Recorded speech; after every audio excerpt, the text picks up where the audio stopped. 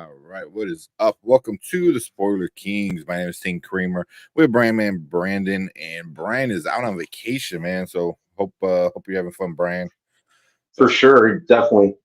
Yeah, I think he had sent us some video of him being at the Magic Kingdom. So yeah, that looked fun. So, Yeah, I'm legitimately jealous. I still got to get out there at some point in time. yeah, I've been to all of the parks except for Animal Kingdom. That's the only one I haven't been to, and that's the one I want to go to like the most now. So, yeah. So yeah, hope he's having fun out there. You know. Yeah, same. Yeah, but yeah, out here we have a bunch of rain. You know, we just had a crazy storm on Saturday. Another one coming in a couple hours. Yeah, it's actually looking out the window. I'm seeing like flashes of lightning like from my window right now. Yeah. So no shortage of that, huh? Yeah, I know. At work, everything was leaking. So it came in today at work, and my facilities guy, that does the repairs, is out on vacation. So guess what I got to do all day? We're working with some leaky roofs. So leaky. Oh, that sounds annoying. Yeah, wasn't the fun. All right, what's up? We got L in the house. What is up, L? Hey, L, how's it going? And then, are you watching Interview with the Vampire? Let us know. I want to get on maybe after the last episode, get her on and get her thoughts about everything. Yeah, I'd actually absolutely love to hear Elle's thoughts on Interview with the Vampire if she's watching it. Yeah, if you're watching it. Yeah, but appreciate you. And Anzo, what's up? Anzo, Big for Entertainment. Anzo. He's got his big birthday stream coming up this week, I think. Friday, the 27th. What was that? Thursday. So yeah, appreciate that. I know they do the Acolyte like round table, kind of panel. I think they did it last night. So unfortunately I wasn't able to make it. And I know Brian usually goes and talks, but he's out of town. But yeah. But yeah, I gotta put out our discussion from the last episode. I think you had logged off because it was kind of late, so you were done, you were tired. So yeah, I had a pretty busy week last week, and I remember like everything was good at first, and then I was just struggling, and I felt myself struggling, and before I nodded off on camera, I'm like, let me just call it quits. Yeah. About the important stuff. The Acolyte is definitely it's on the bottom of the list for so which is unfortunate, but yeah, we'll see. We'll see. Like we're halfway through, we'll get into that. But yeah, they all got some different thoughts. I think who's that? Rogue Comics. I think it was about Mike. I think was he on your show? I don't know. He was on Chill's show. And they were talking about it. Yeah, it's not horrible. It's not good. It's kind of like, for me, it's like slightly below average. Yeah, it's one of the lower tier Star Wars shows. I like the idea of it. I like that it's more of a small kind of interpersonal story, but I think just kind of the way they were going about it, unfortunately, isn't really getting me too invested. Yeah. It's not which horrible. Sucks. Well, it's what, because we were talking on Thursday, Brian. I'm curious to know what you think and what Anzo thinks. So we're thinking this upcoming episode, or tomorrow's episode actually, is going to be another flashback, but from May's point of view. You know what I mean? So it's like how she kind of saw some of the events that night when everything happened. So if it's another flashback, I'm gonna be kind of like upset. I was like, really? Again? So I don't know. What do you think? I think that might be the best. If you kind of want to get people a little more invested at this point, and potentially even get a good handle on May and what she's doing and why she's doing this, that maybe they may not want to dawdle too much longer with that. Yeah. You know, not everything can be a slow burn in that regard. Sometimes you just kind of need to go all in. Yeah, I just do it. Yeah. You know, he said the last episode knock off Lord of the Rings, and you're not wrong. I didn't even think about that. Wow. That's funny. They did some of the shots too, some of the the wide out shots where they're walking.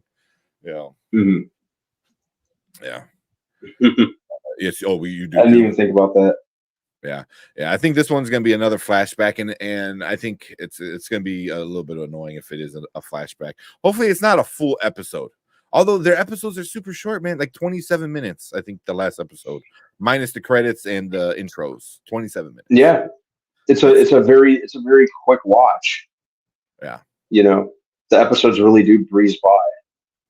Yeah, especially like this last episode. It's like, I don't want to say nothing happened, but it really kind of nothing happened besides like 2 or 3 like good quick conversations, and then a lot of traveling, a lot of stupid dialogue again, and then once you got excited about the episode, it ends, and I was upset with that, but yeah, it was super annoying. But I like the dude. I guess everyone's dubbing him Smilo Ren. That's Smilo Ren. Yeah, that's what everyone's calling him. So that's good, Smilo Ren. Wow. I you know what? I like the helmet though. I like it too. Yeah, it wasn't horrible. It was pretty cool. It looked like a droid. Like he ripped off like a droid head and gutted it out and made a helmet out of it. That's what it really looked like. So, but it looked cool. I liked it. Yeah.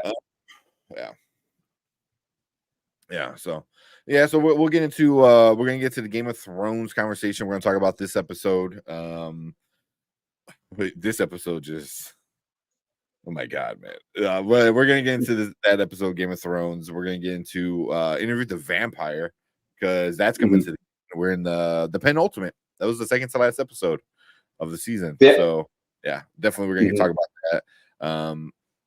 And we got a trailer and we got some DC news. Yes, we do. Yeah. And Xavier, what's up, Xavier? Xavier. I think I'm ready to tap out of the Acolyte. I doubt they have any tricks up their sleeves at this point. At this point, dude, I wouldn't blame you. It's like I said, it's hard to kind of stay invested in it. It's just not doing a lot for me. That's just kind of the unfortunate reality of it. But trying to stick it out. Yeah, 4 more weeks. That's good. But they have one trick left, and the last trick is who the Sith guy is. That's the trick. And if it's a bad, if it's not who people, I don't say not expect, if it doesn't make people excited or happy or satisfying, if the reveal isn't satisfying, the entire show's done. And I think people who are on the fence, especially like I know you're more done than me and Brian. Me and Brian are more in the middle, but I think all three of us are still kind of writing it out. If the reveal sucks, all the people like us in the middle, I think, are done. Like, we're like, this show sucked. And because I think me and you learned that from Andor. Like, Andor, we're like, wait till the end, then the end happens, you're like, the hell. Yeah, I was really, you remember, dude, I was trying to like give it the benefit of the doubt and stick it out, and I was like the biggest defender of the show, I think, on between the three of us. And then it was just a little, like I said, I appreciate the concept of what they were going for. It was like a political thriller in the Star Wars world, which was the idea of which I thought was kind of cool. And I like Tony Gilroy, Dan Gilroy, who were writing it. I thought like having them do something in Star Wars was pretty exciting. And yeah, it just never really went anywhere for me, unfortunately. I'm gonna give season 2 a fair shake though. It's not too late. Yeah, that's exactly. I hope season 2 redeems like season 1. Okay, like okay, don't make me waste my time. Like like at least make it like okay, I had to wait a long time, but at least don't make me waste my time watching season 1. So exactly. Be good. Exactly. Because that better be one cool Sith, otherwise it's a wrap. Yeah. I think it's gonna be a Sith that doesn't get known. So I think he's gonna fly under the radar, either die, or they're gonna tie it to like Plagueis or what's Plagueis's master? Tanis? I forgot what the fuck his name is, but it could be Plagueis. Like it needs to be tied into one of the ones that people kind of know, that would make more sense, So but I don't know. I don't know if they're gonna do that. So, yeah. So I don't know. We'll talk more about that on Thursday. Still giving a benefit of the doubt, but not hoping for a lot. I'm just hoping not to get disappointed at the very least. Like just don't turn into Book of Boba Fett. Where that was just trash. It was pretty bad. Yeah. Yeah. It just didn't need to exist. No. And people are like, oh, the Acolyte's the worst. And I think Book of Boba Fett was the worst. Between the chase scene with the stupid Vespa chase scenes, they're all Power Ranger colors. They all have their own color, which was stupid, and then even at the end, it was just like I was expecting this giant battle, and it was just like a gang war shooting out in the streets of Tatooine. I was like, that's what? Like you guys like you got that creatively stunted that's what you went with. Yeah. Yeah. It was yeah. People complain about Star Wars television. Academy love to nominate them at the Emmys. Yeah.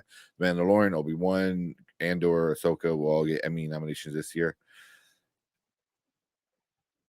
I don't know if Kenobi might. Mandalorian, maybe. Ahsoka, but a lot of them I feel like will all be for like visual effects, though. I don't know.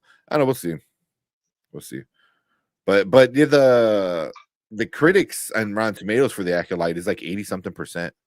So it's not bad. It's like the low 80s, like 83 or so, which is not bad. Like that's pretty good from the critics. But the audience is it's like at 13, which is crazy.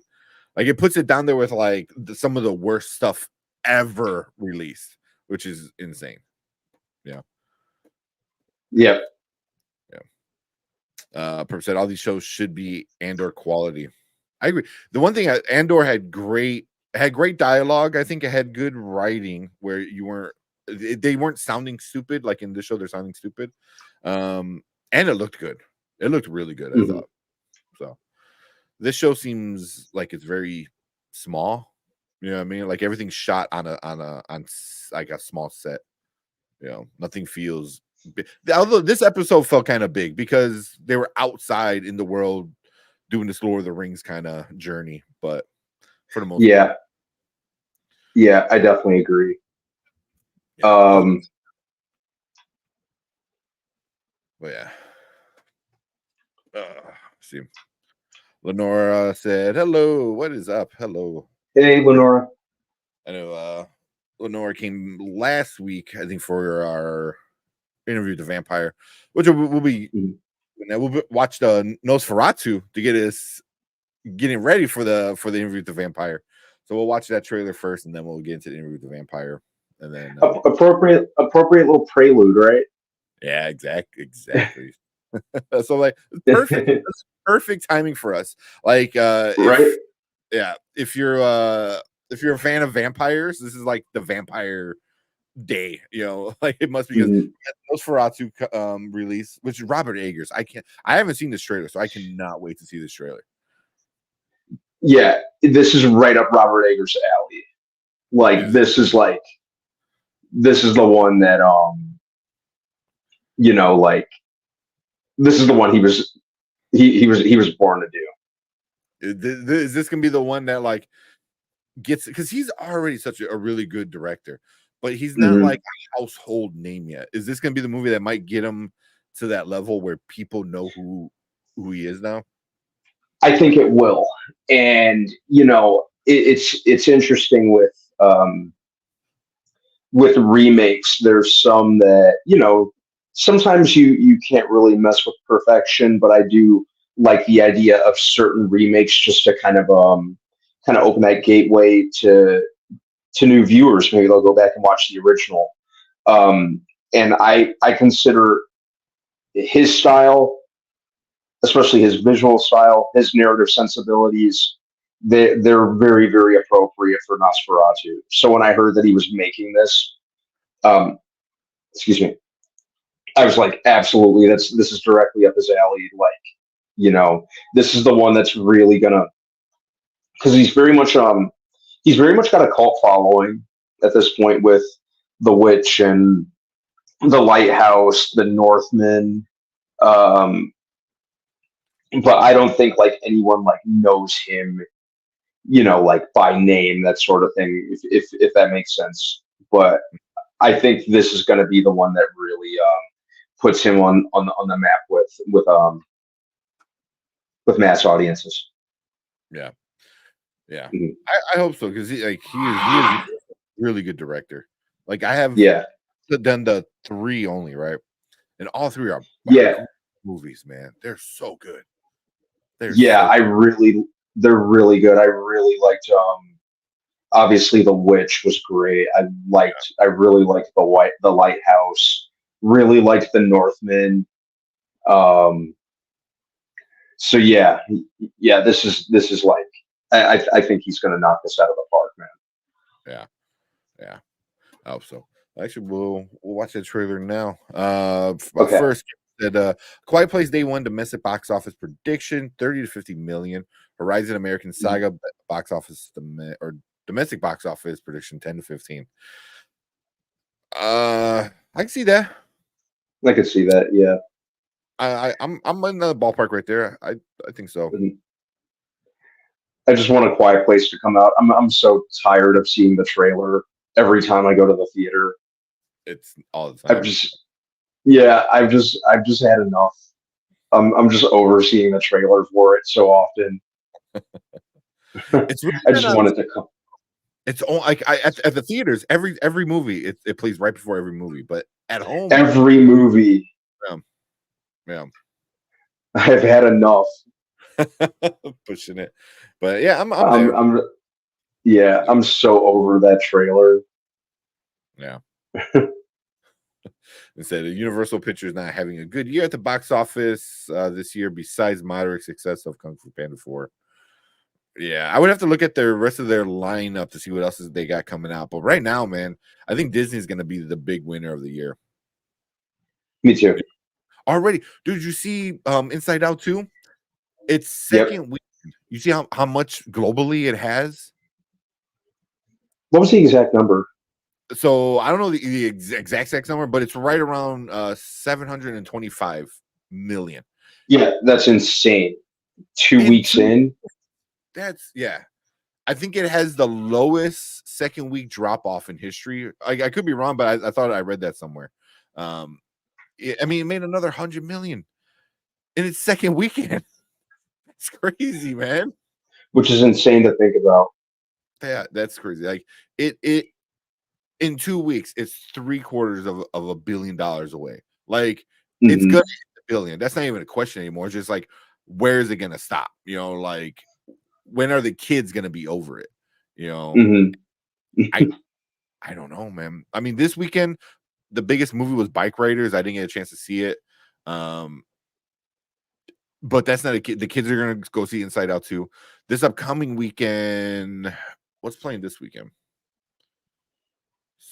I forgot what Quiet Place, right? I think Quiet Place.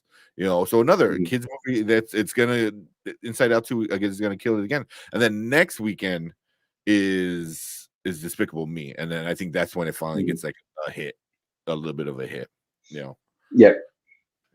But still, it's 4th of July weekend. Like people still might go see Inside Out too. By the 4th of July, you're talking about in a month. In a month, this movie's gonna make $1 billion. Like that's crazy. Even in 3 weeks, it might make $1 billion. Like, yeah. The way that it's going now, the legs that it's going now, I wouldn't necessarily rule it out. Yeah. Like it's crazy how well it's doing. Yeah.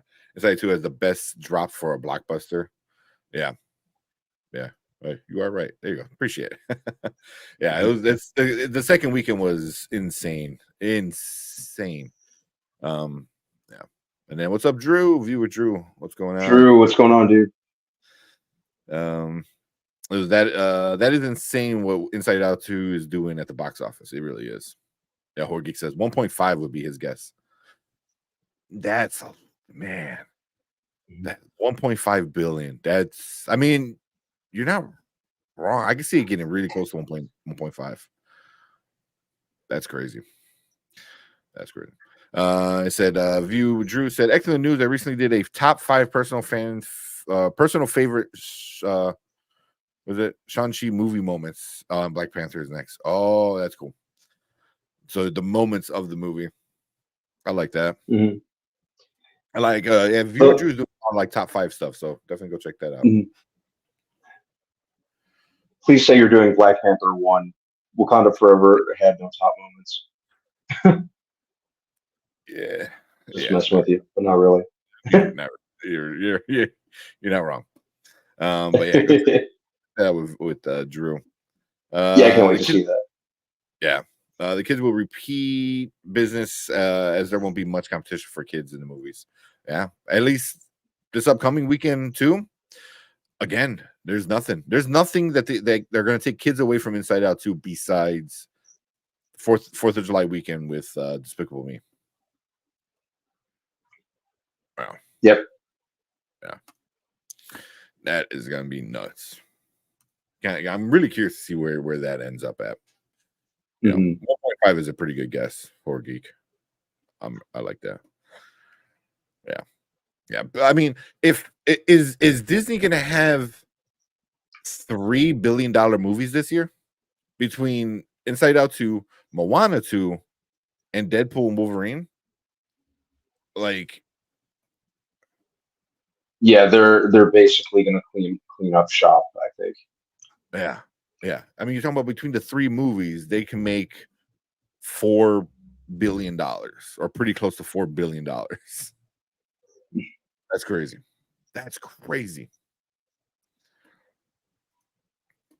I think 650 plus domestic for Inside Out 2. Yeah, because right now it's like at 370, somewhere around there.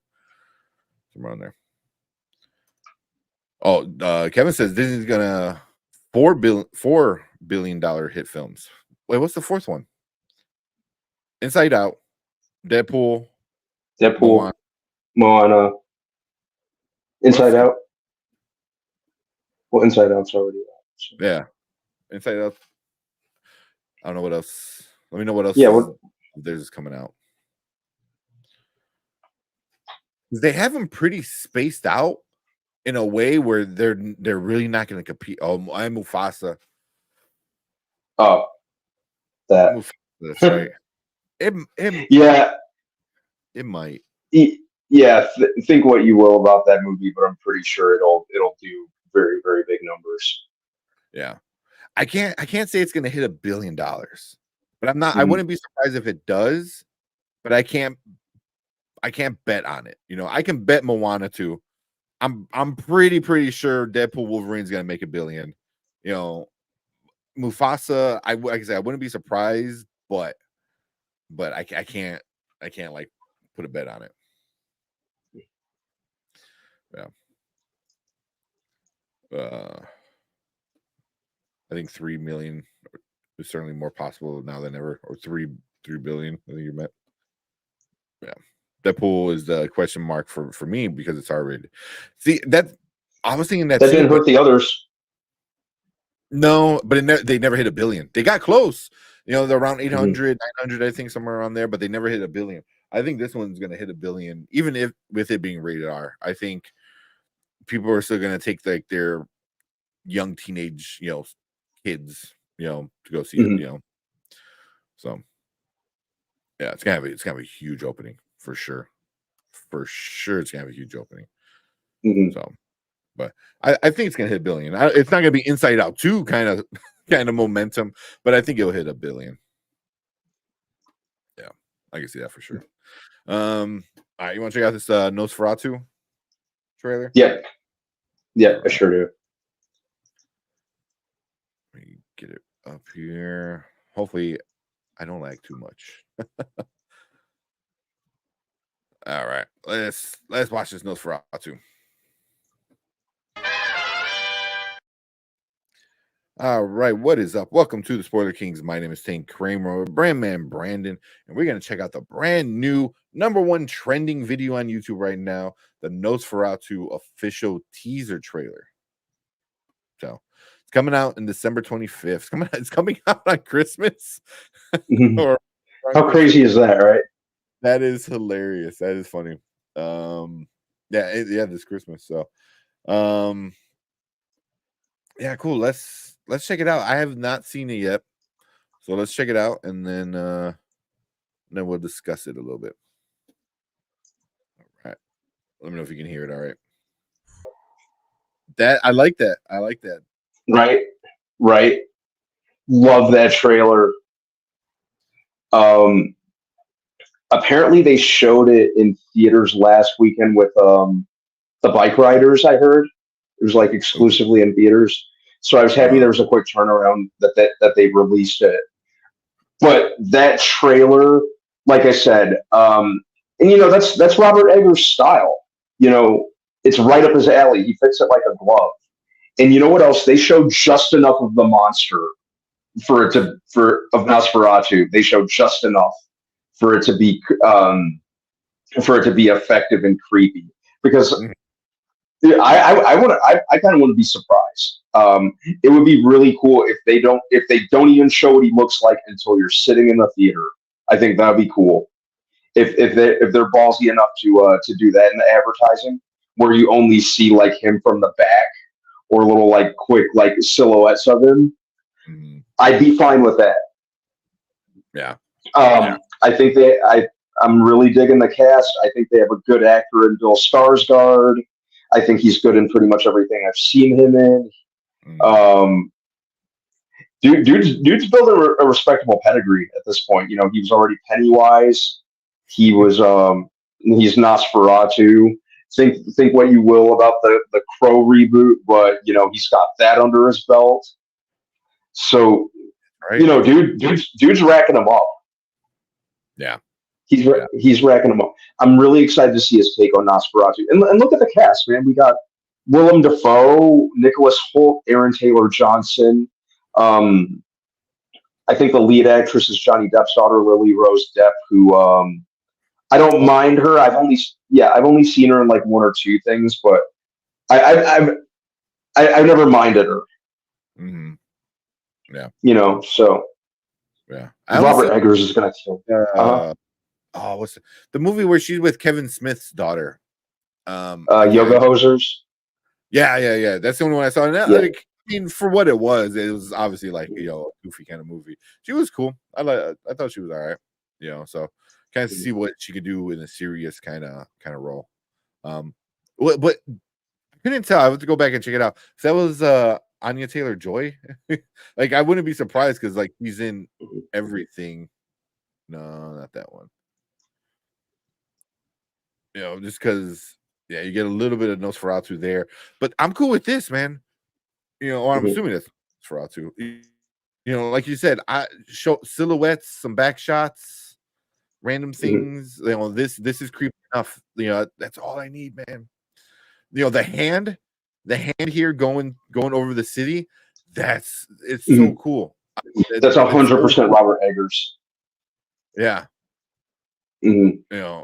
Yeah, I love how just grim and monochromatic and just atmospheric it looks. because that was kind of the old one, the original Nosferatu kind of had a similar vibe. I think the movie just felt very contained and claustrophobic, which I really liked about the original. I think Eggers is going to bring his sensibilities on a pretty wide scale. I think the looking at the trailers, or looking at this trailer, especially a lot of the wide shots and the overhead shots of like the cityscape, it's going to be like a little bit bigger scale. But he's good with stuff like that. So I think he understands what this needs to be. I was sold from the very day that he was announced to be doing this, and I'm even more sold on the trailer. Yeah, same. This looks good. I cannot wait. That looks actually really good. That's gonna be crazy. We're gonna all be like a gothic horror film on Christmas Day, right? Yeah. So, yeah, it looks good. It looks good.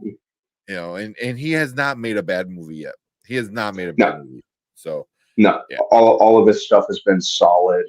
I know that. I think. I feel like what's it called? I kind of feel like The Northman had the most mixed response out of the handful of movies he's directed, but I still like that one. Yeah, I love that one. I thought that one was really good. It was very brutal. It was very brutal, appropriately brutal. Yeah. But let's see what you guys are in the comments saying real quick. Horror Geek said, "In for more gothic horror." Yeah, exactly what we're getting. Like it. Kevin Davis said, "Focus features Nosferatu trailer. Look good. My concern will be another Universal Pictures film like The Northman, where it looked good but bomb at the box office." But also The Northman, I think what's going for Nosferatu is the name. People know who the character is, just because he's just a classic kind of character. Where The Northman was kind of like, oh, okay, what's going on? But but it could bomb. Coming out on Christmas. We'll see. But it's definitely gonna be a fun one. Brandon Davis, what's up? Brandon, what's up, man? Or you gonna say something? Oh no, I was just saying, Brandon, what's up? That's all. Said interesting choice to put it around Christmas. Counter programming just might work in their favor. Yeah. Yeah, I can see that. Yeah. December is going to be a stacked month. We got that, Lion King, Sonic. I guess that Lord of the Rings animated movie, if they're ever going to start advertising that. Yeah. Which makes sense. Usually November, December are the busy months. They try to put out Oscar movies before the end of the year. Yeah. But this has a lot going for it. Xavier said, I love the look and feel of the definitely sticks out for your standard holiday film. Yeah. Well, sure. Horgy said, so vampire's name is vampire because that's what Nosferatu means. I did not know that. Yep. What language is that then? I forget what language. Obviously gotta be like some European or something, but oh, so Nosferatu means vampire. That's interesting. I don't know that, but yeah. This looks really good, man. I cannot wait to go. I to the theater and see this for sure. Yeah, this is how you do a trailer where and I just hope they keep this. They showed just enough. Yeah. They showed just enough to grab you. So I hope if there is another trailer, just kind of maintain this energy. Really, I'd be fine with only this trailer. Maybe put out a new one around like late October with like maybe a couple additional shots, but maintain the energy of this one. And I'll be happy. Is that Romanian? That makes sense. That makes sense. Yeah, I mean, we know how Hollywood is, so they're gonna have at least a couple more trailers. But I hope, right though, like keep it hidden. Show you have Willem Dafoe. Show off Willem Dafoe. Show off your side characters who aren't the monster, and show them reacting to seeing the monster or something. Yeah, if that's all they need, just the silhouettes, maybe like one more like shot of him from behind, and then like Lily Rose Depp and Willem Dafoe and Nicholas Hoult just kind of reacting to him. That'll be enough. That's all you need. Yeah.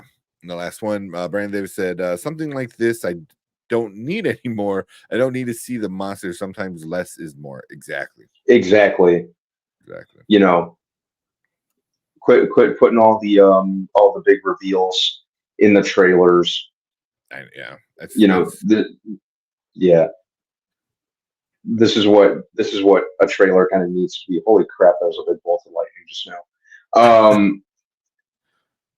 Yeah. So yeah, I hope they maintain this energy. Yeah, same. But yeah, that looks good. I think we're both excited. I think some of you guys in the comments are super excited. So but we want to thank you for checking out our trailer reaction for the Nosferatu, just a teaser. So we'll see when the actual official trailer comes out. But yeah, leave a comment down below. Let us know what you think about it. Did you like it? Did you hate it? Somewhere in between? Any expectations? What do you think about it coming out in Christmas? We're gonna open Christmas gifts and then go see a classic vampire movie. That's funny. So, but yeah, leave a comment. Let us know what you think. Also, hit that like button, hit that subscribe button right down below. We appreciate everyone coming and hang out with us. We are live every Monday and Thursday, talk movies, trailers, TV shows, all that fun stuff. But if you are watching us live, stick around because we're going to move on to our next topic.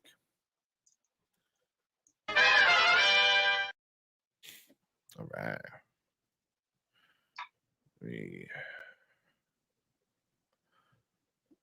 I'm gonna keep that no, I'll save it for later. If we got time towards the end, we'll talk about Superman. But I want to the definitely want to talk about those definitely want to talk about those set pictures, man. Okay, we can talk about that if we're able to. Yeah.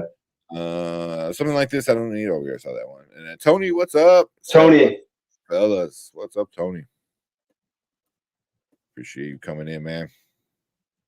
And it's always good, like seeing Tony in like other chats. I see him like in Anzo's or in Chillmongers. So,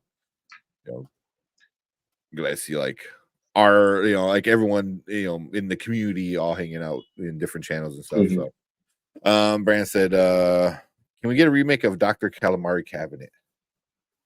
I don't even know what that is. What is that? What the heck is that? And if you don't know, then. Usually my go-to like, oh, that's this. So if you don't know, that one even goes past me. That's funny. Let's see I'm gonna pull up these pictures of the new Superman because they are all over my Facebook. Just yeah. Yeah.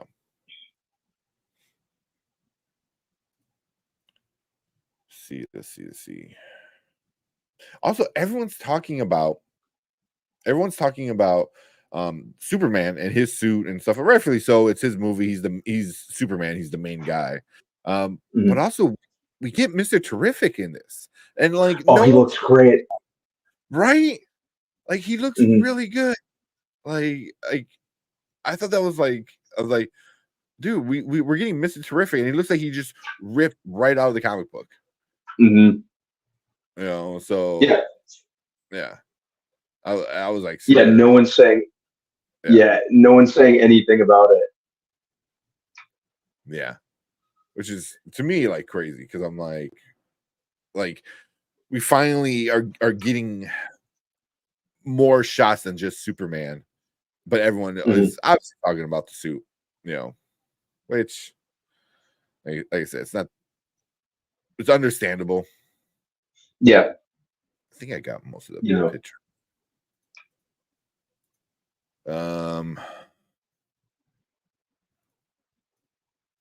Hopefully.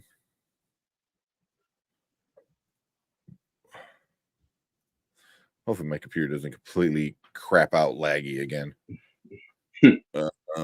So let's see. So we already talking about no one's talking about Mr. Terrific, but here is Superman.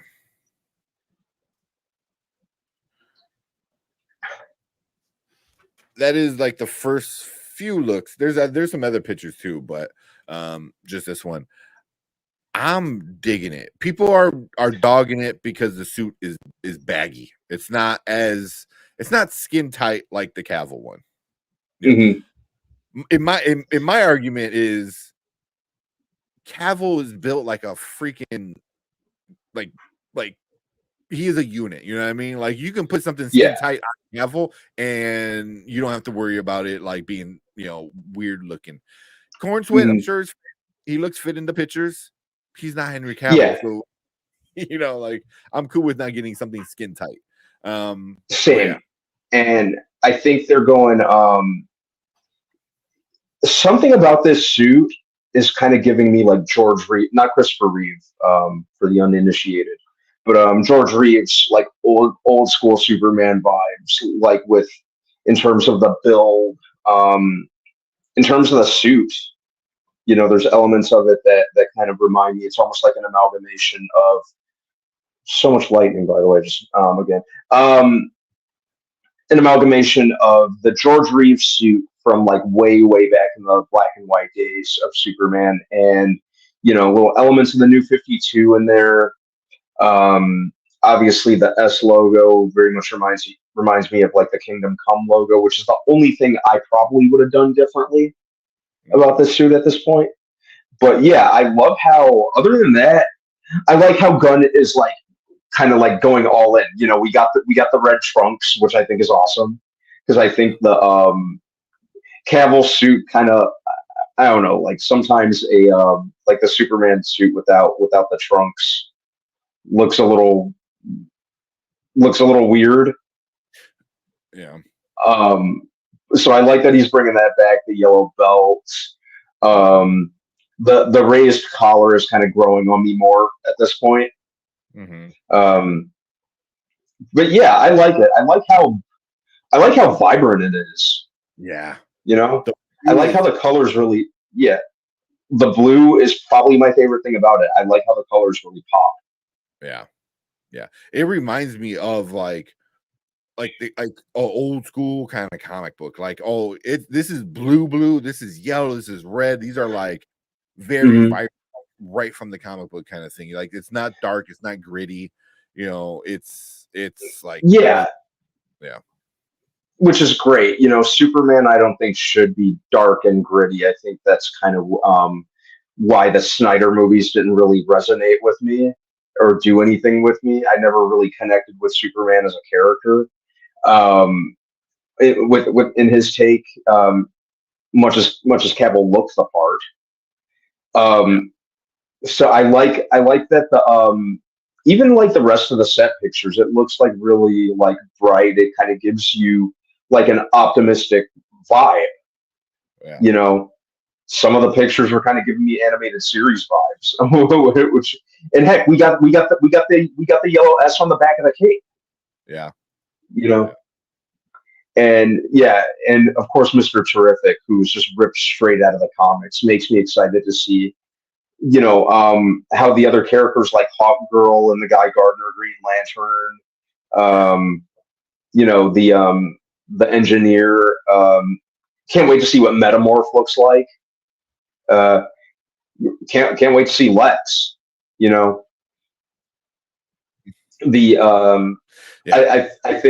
think Gunn is really going to blow us out of the water. The set pictures just reinforce my opinion on that. They just had me really excited. Yeah. Also, somebody pointed out in one of the groups I'm in, this suit is technically different than the suit we got with like the big giant purple ball in the background. It's a slightly different suit. So I wonder if he gets a different suit in the movies at some point. You know, so I'll be curious because the one in there, it's very similar, but it has some differences. You know, in the collar, and I think somebody said like in the like these inlays kind of grooves that he's got going, which I like those a lot too. You know, and I don't know if they're like for the actual suit or if they're going to be used for like CGI purposes or something like that. But both could be both. You know, I don't think this is the final look though. I think they're going to touch it up with CGI. I really do. Yeah, I think so too. I don't think it'll look that. I don't think it'll look that I guess kind of baggy and kind of full of creases. I think that's just kind of for the shooting. You know, that's something they'll touch up later. Yeah. So you know, even if but I'm liking it's not the end all be all. Like, oh, there's a crease in his side from him turning. You know, like yeah. If David Corenswet really sells me with this performance, which I'm pretty confident he will. You know, I'm willing to overlook that. Yeah. So, but I did what you said. The animated, my was it Adventures with Superman? I think they're on Cartoon Network. My Adventures with Superman. Yeah, it kind of reminded me a little bit of that. Although he has a very open, low cut kind of one, but I think he still has that same style of S, slightly different, but pretty much that style. Yeah, I hardly even thought about that. You're right. Yeah. You know, he's very Kingdom Come. I think his has a little bit more corners to it, you know, but it's still that kind of style. It's not just the old school S. So yeah. So I don't mind it. Like I said, if this is like early on Superman and maybe that's more of a Kryptonian symbol, you know, and then he changes it to an S, I'll be cool with that. But I don't know. I mean, we'll see what we get. But something with the belt, you know, and the trunks just gives me that old school vibe that I was missing from Superman a lot. So. Yeah, and like I've said in the past, James Gunn, where he says kind of where he's kind of going with this movie, and the core theme is going to be like kindness in a world that doesn't quite believe in kindness anymore. I think that's what we need out of Superman. Yeah, you know, so that was a big sell for me. Yeah, and I just like the cast. I really like the casting. It's a huge cast. Huge cast, right? And you know, I like this guy. I've seen like some of his previous stuff that he's been in, so I think he'll make a very good Clark Kent. You know, like nothing against Cavill, he just wasn't really given too much to work with. I think he was a lot more passionate about the role than the people he was working. That more than the filmmakers, and he just never really got a chance to do as well as he probably could have.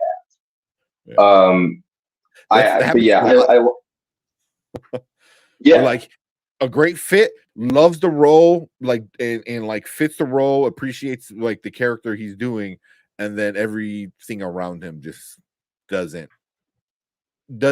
live up to his expectation or live up to the expectation he kind of is setting for the fans. You know, The Witcher.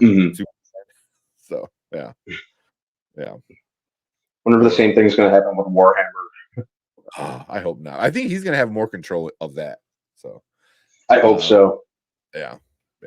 But let's see what you guys in the chat is saying about it. Jorge said, I like the suit. Okay. I like it. Yeah. Brandon Davis said, I'm still not liking the suit, but I like where the cap hangs or the cape hangs from.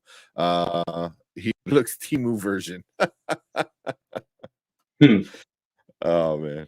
That's for the Temu version. Xavier said, I'm not a fan of the suit. Okay. The next one. I'm hoping that seeing it in context of the film will change my mind. Yeah.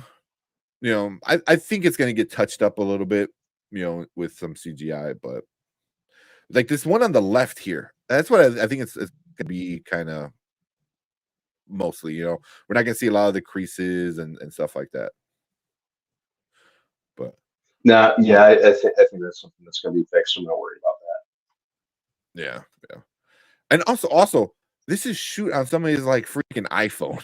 This is not through the tens of $1,000 camera. It's not going through CGI, and it's not going through post-production and lighting and corrections and all that stuff. Like, this is legit shot from somebody's like cell phone, so you gotta take that for what it's worth. Yep. Brandon Davis said, I didn't even notice Henry didn't have the red trunks. Never, not 1 second did that bother me. I noticed it. Yeah, it looked kind of weird without him. Yeah, it threw me off for a little bit. It ultimately, I think, worked for that version of Superman. Mm-hmm. But it did seem a little weird because like he still had these like it wasn't a belt, but he had like these hip V things that just like you to his crotch. It was so like yeah. And I'm not sure why he even had that. Yeah, I don't know. Oh, we got Kyle. What's up, Kyle? Kyle. I know he's got some, obviously, name alone, he's got some opinions. We'll see. Said, hopefully they darken the suit. I don't want a Marvel-esque DC. No, I like it bright and colorful. You want dark, give that to Superman. Even maybe you can even give it to Wonder Woman. Superman should be bright. I never liked the dark. Like, I never liked like the muted. We already got that in the Snyderverse. Yeah. Like kind of like that muted look. I like this. It's a good little contrast. It sets it apart from the others. Like I said, even the collar is kind of growing on me a little bit. I never minded. I like that New 52 look. If they wanted to go full on like animated, like my Adventures with Superman, I would be cool with that too. But I like the collar.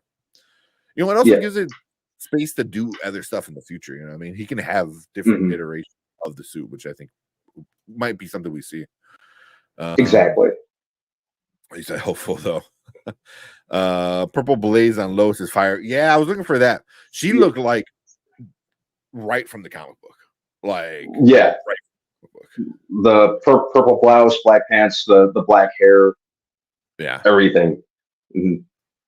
I'm excited to see Rachel Brosnahan in that role. I think like Miss Maisel was basically her unofficial audition for Lois.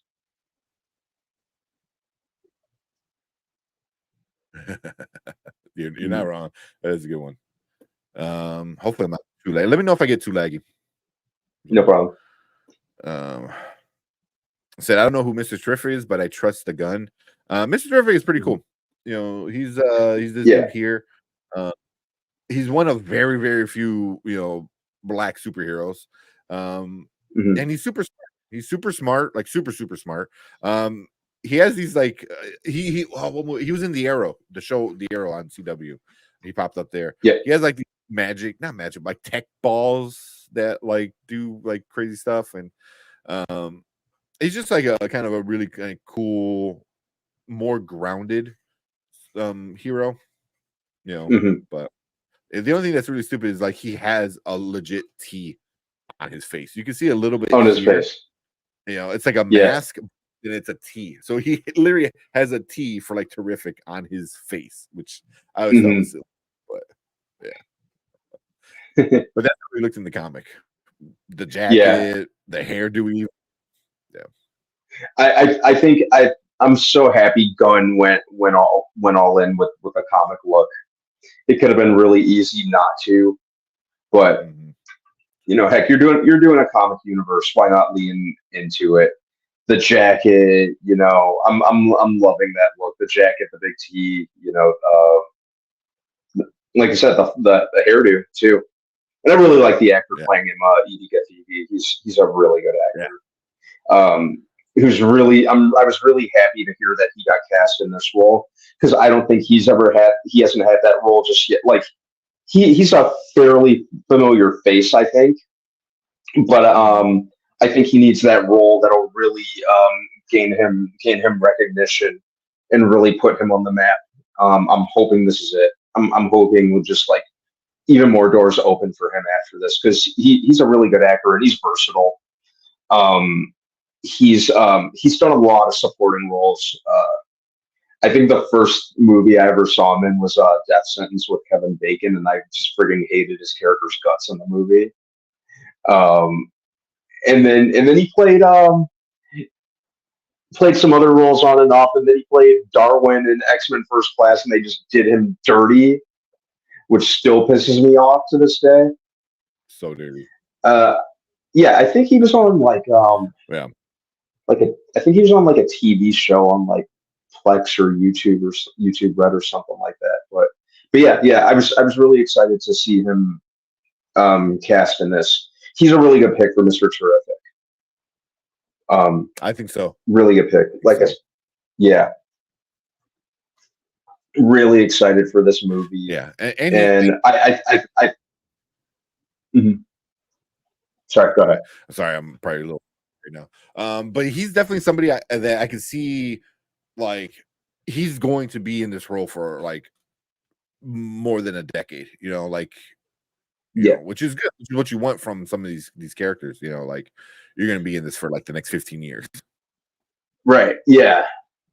And you know, I think Gunn's going to knock this out of the park. I know there's a lot riding on this, with this really being the kickoff to at least the live action portion of this universe, because I know we're getting Creature Commandos later this year on HBO Max. But yeah, I'm really excited to see you know what Gunn does with this. I think he's gonna I think he's gonna knock it out of the park. Like just everything about it just kind of increases my confidence in it. Yeah. Same. Let's see more of the comments. Kyle said, I feel like is a starter suit like Superman and Lois had the old Superman suit at first. I can see that. Me too. And I can see that. You know, that this is like his starter suit. And I think this is what it might be. You know what I mean? Like it might be like his second iteration of the suit, you know, and then maybe once he meets the Terrific and they make a more technical suit or something along those lines, you know. So yeah, that's why it's like you can't start off like, oh, this is the best suit, because then like you have nowhere to take it to. You know what I mean? Yeah, and you know it's inevitable that the comic suit with each movie is going to change. That's just it's going to happen. It happens with every comic book movie. He's going to get a suit upgrade, you know. So, and you know that goes for everyone. Hopefully they keep that Mr. Terrific one the same, because it's absolutely perfect though. But yeah, I'm not really bothered by the suit. Not really. And yeah, I like how did you see those shots of the Daily Planet? I don't think so. I saw a picture of the editor. I can't think of his name. But he had a cigar. Very white. That I didn't see. Cool. Oh yeah. So it was a small picture, that the one I saw, but this all ones. But I was looking for the one for Lois, but then I was getting a little laggy. But yeah, she's in the purple top. Yeah, that was like right from the comics, like right from the comics. Yeah, they next to a comic with her in a purple suit, and it was like wow. So yeah, definitely digging that. Kyle said it is Chris Reeves all over again is what I wanted before Snyder made it darker, but now I'm torn because I like DC dark, but it can't be bright in a dark movie. We will see. Yeah. Like I don't mind the dark and gritty. I just don't feel like Superman should be dark and gritty. Yeah, and if you're gonna gonna do dark and gritty, you need to have Superman, kind of be the optimistic ray of light, in that world. That's what you need to do. And I think that's where Snyder went wrong. His parents were telling him, "Oh, you don't owe this world a thing. You need to let people die. You just let people die." That's not Superman. And I think, unfortunately, just Snyder just failed to get the character on a very fundamental level. Mm-hmm. And just wanted to make him a Jesus allegory, which I think is like one of the laziest things you can do. Yeah, so it was somebody like Superman. Even I could be wrong. Kyle probably know. I don't know. I'm not that great with Superman lore, but I'm pretty sure like when he was a young boy, he like saved a bus of people, or he saved a group of people, and his dad got mad at him, and he basically is like, I can't let somebody just die. And I thought like his dad having a heart attack was I thought that always felt more impactful than allowing him to die, because like me too. Yeah, because you allowed it to happen. You could have stopped it. Where having a heart attack, you could not have stopped it. Like it's just life. You know what I mean? It's just the physical body. It's like you can't do anything. Even though you're Superman, you have to understand like you can't stop everything. Exactly. The way that they went in the DCEU was like, no, you could have stopped it. Like you're faster than a speeding bullet. You can't tell me you can run, drop them off somewhere else, and run back in the blink of an eye. Like you Superman. Yeah, seriously. Yeah, I'm saving my dad. Yeah. So that's why I always thought the heart attack was like, because then you can't save him. Like you just can't. Like mortality. Becomes and then Superman kind of, I think if it affects somebody like a Superman more than deciding not to save somebody. But you want to go dark and gritty, you do that. And they even there's like a line of dialogue in the original Superman movie about that, where he's like, I have all these powers, but I couldn't save my dad. He succumbed to a human illness, like a human, something very human, a heart attack, that you couldn't stop despite how powerful you were, which I really appreciated. I do kind of want to see the Kent family like live in this one. At least Jonathan Kent. I hope his parents both live. At least one movie. Give us one movie. Yeah. So he said the character's full and beacon of in a dark world. Which that's what Brandon was saying. I think he might have. Yeah, that's exactly what. Yep, that's exactly what I meant. Yep. Yeah. So I don't know if it's laggy. Sorry if it's laggy. It's probably my fault. Usually when it's Brian on here, we're both like hosts. So if I'm laggy, his will pick it up. But if I'm laggy now, then the whole stream is screwed. So said if you pay attention, the death is what hurts him, which makes him more traumatic when he kills Zod, in my opinion. But I mean, that's the whole thing, is like you're allowed death to happen, and Superman shouldn't allow death to happen. If he can stop it. Then that stops him from being that hopeful beacon of light. When you start killing people and allowing people to die, you're not hopeful beam of light. So. Kal-El, you probably thought it through more than Snyder did. I'm pretty sure his mind didn't go anywhere beyond, I did this because it looked cool. Yeah. Which is a lot of times it's not bad. When Snyder wants to do stuff that looks cool, but there's times where, but we'll see. I think John Kent telling him "Don't save me" was more outrageous than Martha. That's a good one. Yeah, that's a hot take. But they're both outrageous. I would. Yeah, I never same level, but you're not wrong, man. They're pretty both weird. They're both pretty weird. Yeah. The Martha for me though is still more weird. Yeah, that was just very goofy to me. like like Batman was ready to like blindly like kill the shit out of Superman. Yeah. Superman calls his mother by his first name for some oddball reason. Which sends Batman into this just this irrational rage. Why do you say that name? And yeah, I'm gonna stop killing the shit out. I'm gonna stop killing the shit out of you because our moms have the same first name. And I get what Snyder was kind of going for, because Batman in that moment saw Clark as like a person or as a human with a family and mother, which kind of humanized him to Bruce. But the execution could have been handled a lot better, or you could have just thought up something else to get them to stop fighting. Well, yeah, that was his was he wanted to like, oh, you're an alien that's killing our world, but we have the same mom's name. And I was like, when he tried to explain it, I'm like, no, I get it. It's still stupid. I get what you're doing. Yeah. Although, remember, last week I was telling you the guy who plays that fake the Batman, the comedian. I forgot what his name was. Pete Holmes.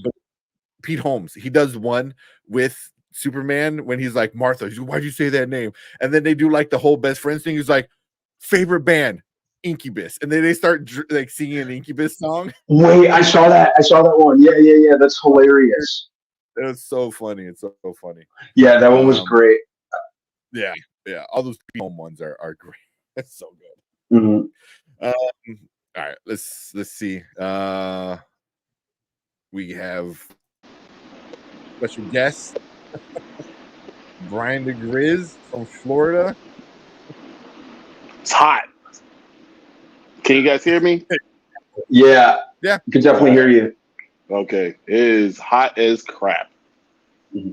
Yeah, it was like 107 was the heat index today. Oh. I'm melted. Speaking of which, I'm kind of parched. I would like to go get a glass of water. I'll be right back. All right, go for it, man. Go for it. All right, give me 1 second. What's going on, man? So I just got back from Disney Springs. We went to Animal Kingdom today. I'm probably going to go to Disney Studios tomorrow, or Epcot. What up, B? Nice. And then Wednesday, I think we're going to go to Magic Kingdom. So I was like, hey, what's up, Xavier? Man. So, I mean, it's fun. It was crazy. But, dude, I was watching Interview with the Vampire, and I almost had a tear in my eye as I was watching it. I was like, oh my God. It was too much. I wasn't ready. Yeah. Well, we're gonna as soon as he gets back, we'll probably start talking about that. Man. Yeah. So I don't right in the heart hole. Oh man, yeah, that was so good. Are you gonna be on for a while, or just this quick high and by, or what? No, I want to talk about Interview with the Vampire. So I was like, I don't care. Ax was like, I guess I'll give you a couple minutes. And I was like, all right, I'm gonna go. All right. Do this for the next 45 minutes. We're just finishing up the Batman stuff, Superman stuff, and then we were gonna jump into Interview. Okay. Yeah. No, I just, it hurt me so much. I was watching, I was like, oh my God. You look tired and hot. I am past. Look, so first of all, we got up super early, and Animal Kingdom is fun. It's a lot of fun, but it's just a lot of walking. Pandora was crazy, and the dinosaur world was crazy, and we went on all the rides and all that stuff, and see Nemo, and then the safari. It was a lot of good things, a lot of good times, but once again, when it's that hot, it just kills you. Yeah. So, yeah. I think going in October is the best time. Like October, somewhere between like the 3rd and 10th, that's like the best time to go. Yeah. And that's when we usually go for my birthday. Exactly. It's Halloween, so everything's all Halloween, decorated, and the weather isn't too bad. But yeah. I know when you said like you're going at the end of July or end of June, I was like, whoo, hot. No, it was so stupid. I don't even understand. Like the sun felt like I was watching. I was on what's that planet with Riddick? Like in the sun, it's like 1,000,000,000 degrees. You got to stay in the shade. You got to run in the shade to be able to live. Yeah. Yeah. Well, at least I think if you go to Epcot or you said Epcot, you're going tomorrow? No, I think we're on Epcot Thursday. I'm thinking we're going to Magic Kingdom Wednesday, and then tomorrow's Disney Studios. I think it's on. Studios, okay. Well, Studios. I mean, all of Disney. There's really not a lot inside, so you're kind of screwed. But Studios has some spots to be in the inside. Isn't too bad. Like the Mickey Runaway Railway. The whole line's inside, so at least that's nice. Dude, Pandora was amazing. I gotta say, it was perfect. Yeah, that had to be. The trees were amazing, and seeing all that was just crazy in itself. Yeah. Oh my goodness. Yeah. So I was thinking, I never been to Magic Kingdom. That's the only one I haven't been, or Magic Kingdom, Animal Kingdom. That's the only one I haven't been to yet, and I want to go just because of the Pandora, because it's just you were on that riverboat ride where you're like going through the land, and there's that I think it's the mom,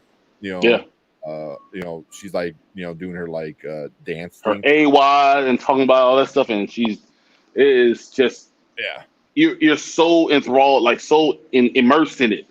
It was just really, really cool. It was almost on the level of Harry Potter, not quite, but almost there. If you like Avatar a little bit more, it might. Maybe. If I didn't hate James Cameron. He needs to do something more than Avatar in the past years. So, but that is what I want to do next time is go to Animal Kingdom, because I heard at night. The only bad thing is Animal Kingdom doesn't stay open too late. 6 o'clock. So you can't do anything at night. But they do have a after-hour event throughout the year, and they said Pandora at night because they have like a bioluminescent kind of effect of a lot of things, and they're like, it is amazing. Like it just looks so gorgeous if you're there, and when it's darker, like Pandora is just like it's so cool. So they're doing an after-hours event August 9th, 10th, 11th. In August, that's perfect. Yeah. I mean, you think it's too hot, but if you're doing after hours, you're doing nighttime, so you still get the breeze coming off. So I think it's gonna be a lot of fun. It's already halfway sold out. I mean, it's not doing Inside Out 2 numbers, but it's still doing good numbers. Those are different numbers. I think last year, me and Erica, the first time we went in like around April, I think. We went there just for the after hour event. Like we didn't have normal thing, we just had the after hour event, but that was at Hollywood Studio. And Hollywood Studio sucks because there's like, well, not Hollywood. Most of like Toy Story Land, there's like no shade, like none. Oh my god! Like everything's outside. Even the restaurants, besides the one, are all outside. So like you're kind of change my plan. I'm going to Epcot tomorrow. Never mind, not going to Hollywood Studios. But at night it was nice because everything was kind of like cooler. But Hollywood was a lot of fun, man. You get the Star Wars Land stuff. Slinky Dog, you got to ride Slinky Dog. Slinky Dog's a lot of fun. Like a lot of those rides are super cool. Yes. So, yeah. So, but cool. You guys want to talk about this interview with the vampire stuff then? I'm ready when you guys are. That's the only reason I'm here. Cool. Yeah, we'll keep. Well, I don't say keep it short. We never interview the vampire. Okay. I don't want to keep you up because it's got to be like midnight over by you. It's 11:47. Yeah. So, all right. Let's talk about it. All right, what is up? Welcome to the Spoiler Kings. My name is Think Kramer. We're Brandon, Brian the Grizzly out in Florida. And we're going to talk about Interview with the Vampire, the penultimate episode of season 2. This is it. We got one left, but this is the second to last episode. What was it? I forgot what the name of it was. It was a great name too. Like I couldn't. Yeah, why is it suddenly slipping my mind? It was like I couldn't stop it or something like that. Mm-hmm. I tried, but I couldn't do it or something like that. Something to that effect. Yeah. So this is the episode that when all the stuff happens. But we'll start with just thoughts and ideas. We'll start off with Brian, just in case you got to go. What you think about the episode? First off, I gotta say, Sam Reed is amazing. I stole the entire show every single time he's there. It is amazing how good of an actor he is, and it almost believe his power. Like as Lestat, like I literally believe he could do all the things. That he's all powerful. His blood is really ancient. Like I could not prevent it. Yeah, exactly. That was my first thought process. First thing. Then I gotta say, Claudia Delaney, her acting in this episode was so good, so powerful, so defiant in the face of death. Still being that defiant is special. I loved seeing them play off each other. Like those four playing off each other was Santiago, along with Louis and Lestat and Claudia. Like those four in particular just played off each other so well in this episode. I was shocked by the way they did it. I literally didn't know how things were going to go. I didn't know if Lestat was going to be the one to cast the first stone. Because when she said, "This is not a trial, this is a stoning," yeah, I was like, "Wow!" Like it was so well written. It was so powerful. It was so sad. They know what they're doing. AMC needs like an Emmy or something. That is that good. This show is that good. But that was just my first thoughts of going through it. Yeah. What about you, Brandon? What you think about this episode? The first thing that came to mind is this episode was freaking tense. You know, with them basically standing trial. Like you said, like this episode was basically the Sam Reed show. You know, he was front and center. He absolutely crushed it. I like, you know, just I could watch even more episodes. I could watch hours upon hours of him just on that stage performing. You know, he very much is Lestat. He's everything that I wanted to see out of the character of Lestat. Brandon, can I ask you a question real quick? Yeah. How did you feel about what his story changed? Like how Louis gave us all this information, and then Lestat gave his side of the story, right? It was almost like an inside voice, outlook into like, you know, the Lestat thing part, and like Louis saying, no, he's probably right. That's probably how it really went. He convinced Louis, even just going back and looking at it, it was so crazy because like everything we think we know might be false, might be a lie. Yep. That's another reason that I want to see a Vampire Lestat series, so we could see Lestat's side of the story. You know, I thought, you know, I was sitting there like glued to the screen like this, just because I was that, like, even though I knew the inevitable was coming, it still really had me on edge. You know, like Louis just sitting there the entire time, pretty much helpless. Like you said, Claudia, like defiant in the face of death. Madeline just kind of out of it. Yeah, out of it. And I love the end where she still takes the side of Claudia. like even Santiago, or not Santiago, Armand's crisis of conscience, even though it was his very actions that landed them there.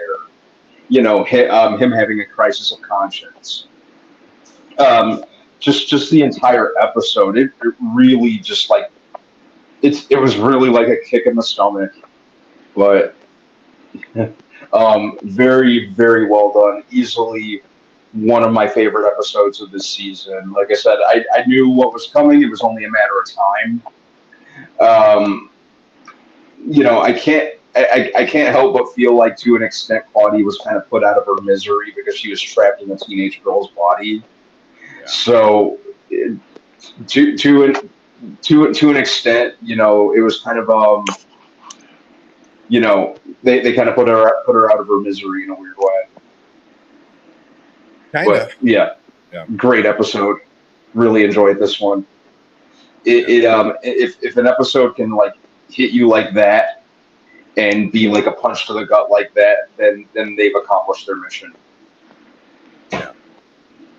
And so, like, for me, I thought as we're going through the start of the episode, it's becoming like a flashback episode. I'm like, oh, is that what we're gonna get? We're gonna get like remember what happened in season 1? How they were able to do that, like give you a recap of everything that happened in season 1 through Lestat's eyes, through Lestat telling the story of what things happened, how they happened according to him. And usually those kind of episodes are filler episodes. They're prepped for the big finale and stuff. But with this one, it's like it still gave you the flashback, but it wasn't a filler. It just felt so well done. So they're able to take something that most other shows just turn it into a normal recap and it's kind of boring. And it's one of the best episodes of the whole show so far for me. And it was just like, it was so good. Even like what Brian was saying, like we see Claudia being turned again, but now it's from Lestat saying it, and you see some of the things are different, and then even Louis falling in is like, yeah, that was probably right, because he understands, like, I probably I remember it through a different lens because how much I love Claudia, where he was maybe a little bit more, he didn't have the same connection as me, or as Louis, so stuff like that, even those things. And then when she's turning into dust and she starts singing the song, it was so good. And then but then she starts crying out to Louis, which is super sad. But she's staring at Lestat, and the face that Lestat has is horror, sheer horror. Like, I could stop her. I should stop this. Yeah, and it's almost like he saw her as, that's my daughter. No matter what we've been through, I should have stopped this. Yeah. Why am I doing this? It was. Yeah. Oh God, that was like so sad. And then the whole time, Louis screaming down in the crypt. And this ending of this episode was so intense. And then the way it ends is just a pile of dust on the stage, and then it just cuts off. No, then they take her clothes and shake it off. It's nothing, and then walk off. Like, yeah, they had grabbed her clothes and just like shook off the dust and like, oh, we still need this for something else. But it was that was cold blooded. But it just ends with just the dust of what was Claudia, and it's so sad, man. It's so sad, and the whole time you're just like, poor Claudia. But like at the very least, she had Madeline there to support her. No, but did you see her cover Madeline? Even though Madeline went first, Claudia covered her.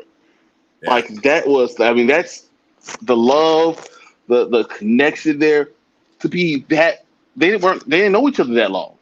To have that connection that fast is amazing. Yeah. And it's like Claudia understood love more than either Lestat or Louis or Armand, or actually understood love. And then the little statement they said, what Lestat saying, for a vampire to be lonely is something you couldn't fathom. Have eternity and then be that lonely. It made you think about Lestat a different way. Made you see him differently. Yeah. Even that like whole scene. So real quick, like Jorge said, Louis is screaming because he can feel the bond with Madeline and Lestat. Yeah, his maker and his fledgling. He knew when Claudia died. Yeah, and just be stuck in that situation. He's about to go ham. Oh, you want to see someone go ham? Yeah, so he's literally going to explode. He's gonna explode. But for me, going back to Lestat real quick was, and I know me and Brandon were talking a little bit before the show. Sam Reed needs an Emmy. He needs an Emmy for this episode because Brian said it too.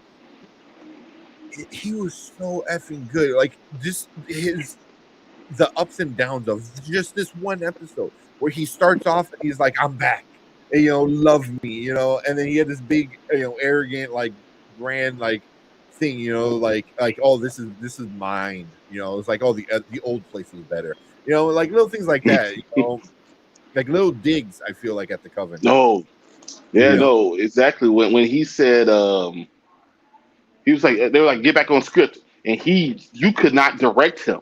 He didn't care about anyone else or what anyone else was saying because he was like, I'll kill you immediately. I don't care. Yeah, even with the audience, he didn't care, and like he went from on stage to zapping in the back, and fucking with somebody, and then even that whole moment I really appreciated because they talked about and talked about like the whole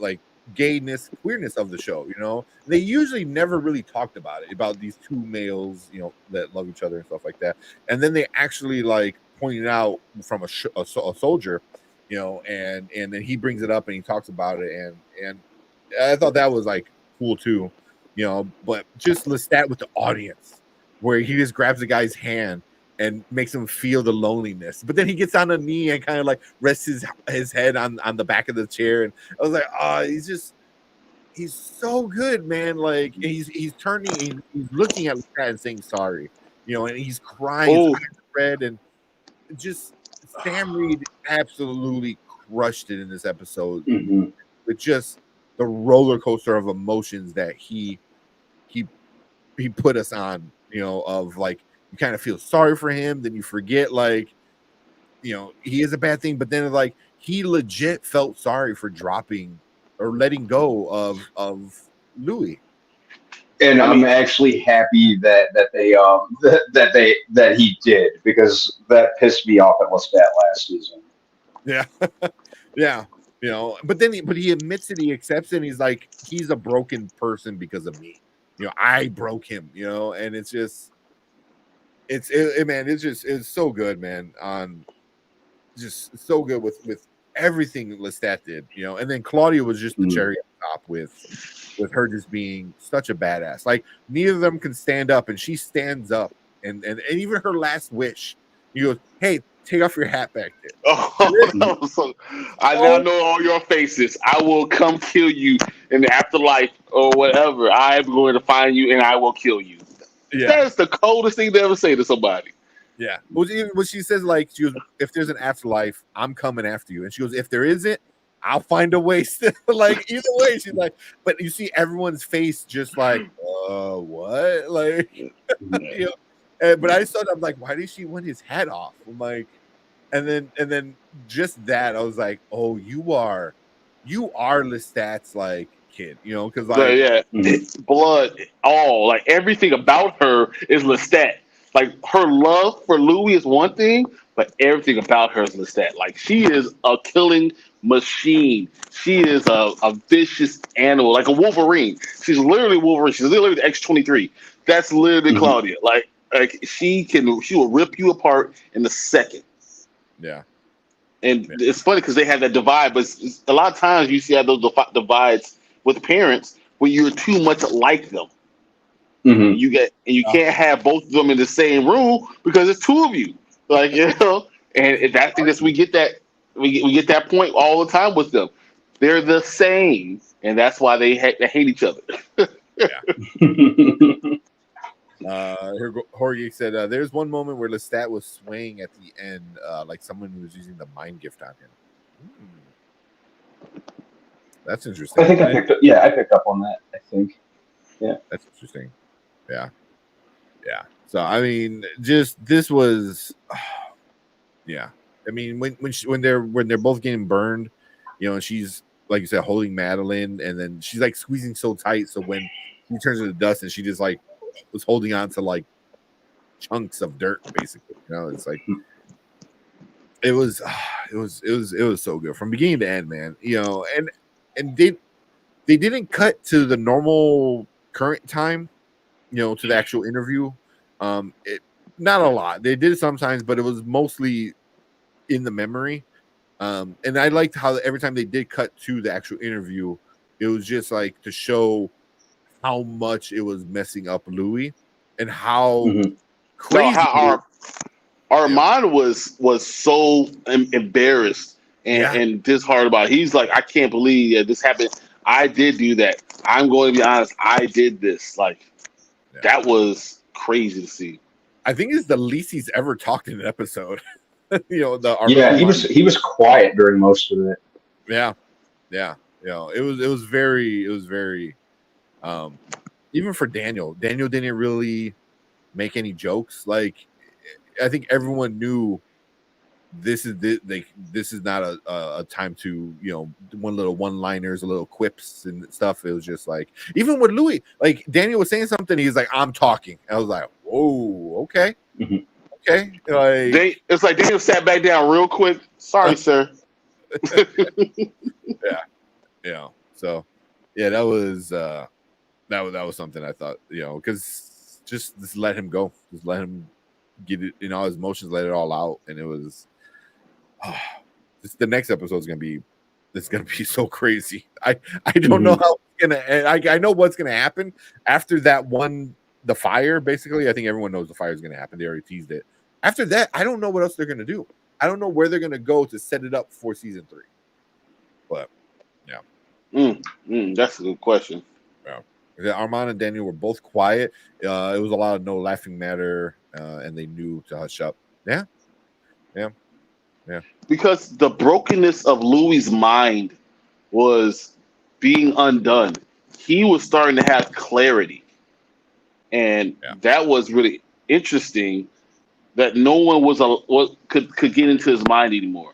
He was figuring out on his own. Because, there's two things. You have perception, right? So perception is something that you believe is true, right? And then you have something that's reality of what really actually does happen.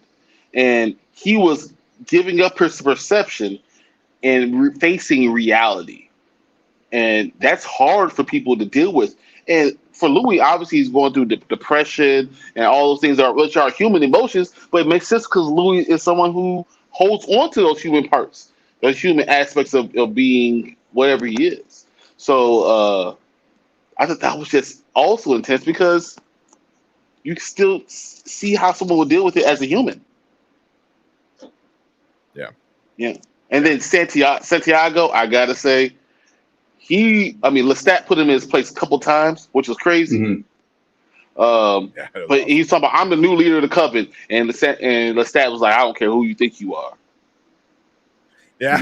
Yeah. Like, because it was bigger than the play for Lestat. It's like, we're doing a play, you're doing your thing, I get it, but also we're here for me. We're here for me, and we're here for Louis. And even Claudia said something like that. She goes, I'm nothing. This is just another notch in your guys's, relationship, however messed up it is. Like I enjoyed Claudia calling them out to that, where it's just like, oh, it's you two guys. It's always you two guys. And she's over it a little bit. So yeah. But yeah, him calling him out a few times was pretty good. Because what are you gonna do? You can't. I think Armand even said it. It's like, you can't script Lestat. Like, you just go. So because if Lestat decides to, he's gonna kill every single one of them. Think about how powerful Lestat really is. When you think about it with Louis, how Louis is going to He's gonna murder everybody, and Lestat could do that at times 10. So now imagine if you piss him off, what he would do. Everyone's heads off. He just cuts everyone's heads off with his own hands. He just kills everybody. So you got to be real careful. You got to tread that line real carefully. You know, he's not Armand. Mm-hmm. He's not going to be mentally weak. Armand has all the power, but he's mentally weak. You know, Lestat's going to go and do it and kill you and enjoy it and then dance on your grave. Yeah. Mm-hmm. Yeah. Do you guys buy the whole thing where Armand was saying, I could only do that trick once? Like he couldn't banish or control the crowd to banish Claudia. He could only do it one time.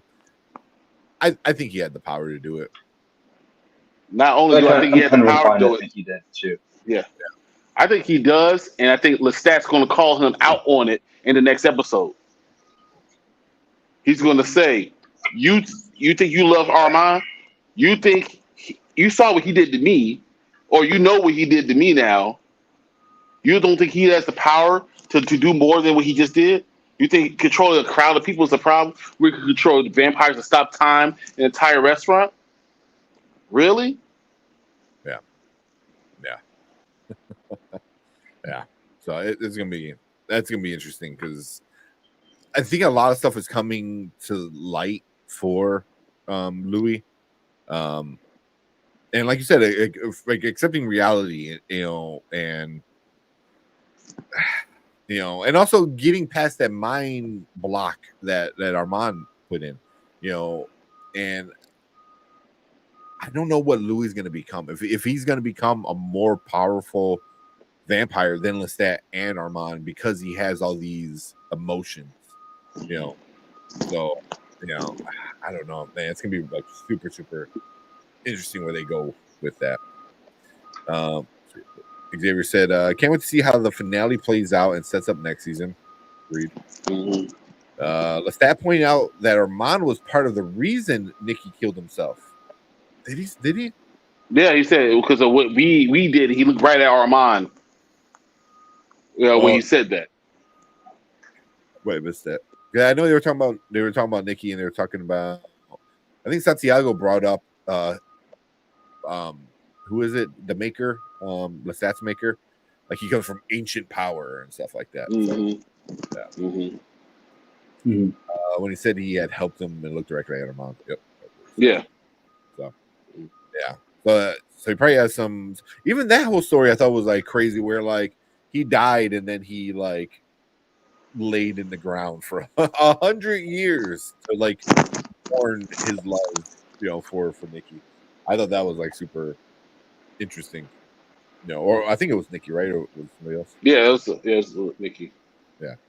So that just like how much like Lestat actually, because then that alone like showed you like, oh, Lestat isn't just like all an asshole. Like he loved the person, and when that person died, he spent 100 years mourning, in the ground, by himself. So it kind of shows like Lestat, like, yeah, he's a dick, but also like I think when he loves something, he loves something to the max, to the point where like like Louis, like you might start to get annoyed by it, So yeah. Yeah, definitely interesting. Then I saw this from Horror Geek a little earlier, talking about the whole trial. He said it was a brutal lynching of 2 black vampires. The coven dehumanized Louis and Claudia by applying anti-black racist stereotypes to them, like portraying Louis as a violent and sexual predator. Mm-hmm. And then the turning of Claudia and the fight definitely had some truth to it. The rest of the coven script, yeah, but yeah, I did catch up on some of that stuff. Like they were like, oh, he's violent. He was had a past, and when he was a pimp. You talk about he was a bad human being in the first place. He was failing anyway. Like he really tried to hit on all the tropes you could. Yeah. And it's funny because though it was Lestat telling the story, he would have none of it. He was going to tell you the truth from his eyes. No matter what anyone says, I don't care what Santiago wants to say. No, that's not what happened. I'm going to tell you this. This is how it's going to be. Yeah. You're not going to just try to put him into this box. You had to understand this time, what he was doing and what he had to deal with. He gave context to everything that was being said. So it's one of those things that made me think what Brandman always says. I can't wait to see what the Vampire Lestat series will be, because he gave context to everything that was being said, always. Mm-hmm. Yeah. So I haven't read that book, but my girlfriend has, and I told her our theory that we think next season is going to be a Vampire Lestat, and she said she's down for that. She wants to see that. I don't know this, but she's like, oh, you get to see Louis be just a whiny little, crybaby through Lestat's eyes. It's a lot. It's kind of a similar story, just coming from, it's just coming from the eyes of Lestat, his point of view this time. Yeah. Was that kind of how this was though? We saw what we saw today. We saw him being a whiny little bitch the entire time. It was terrible. Yeah. So it's kind of a little bit of a taste of what a full length season from the POV of Lestat could potentially be, all the while him kind of adapting to a more modern society, or then modern society when the book was written, as a glam rocker in the 80s, which would be cool. Oh yeah.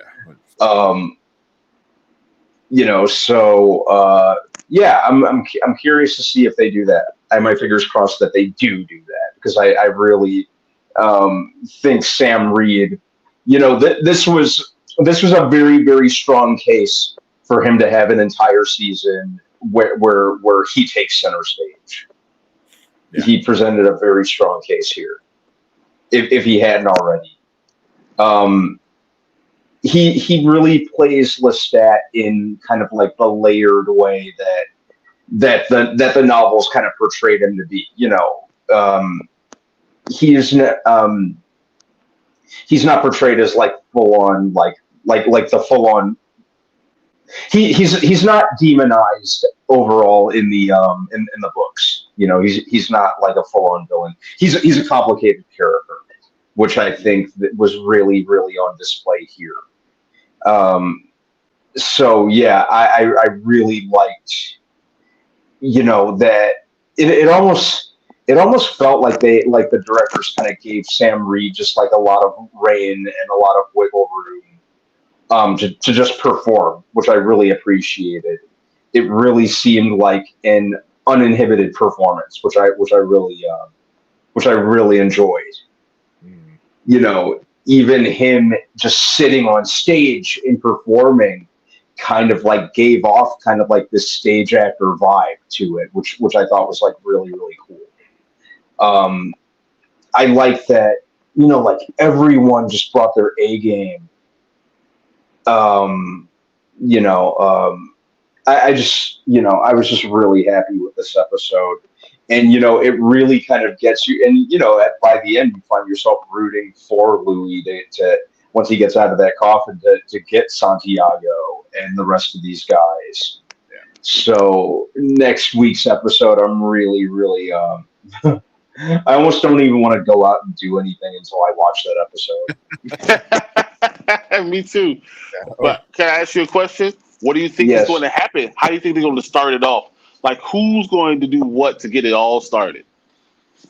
Because as of right now, he's vanished in coffin with all that going on.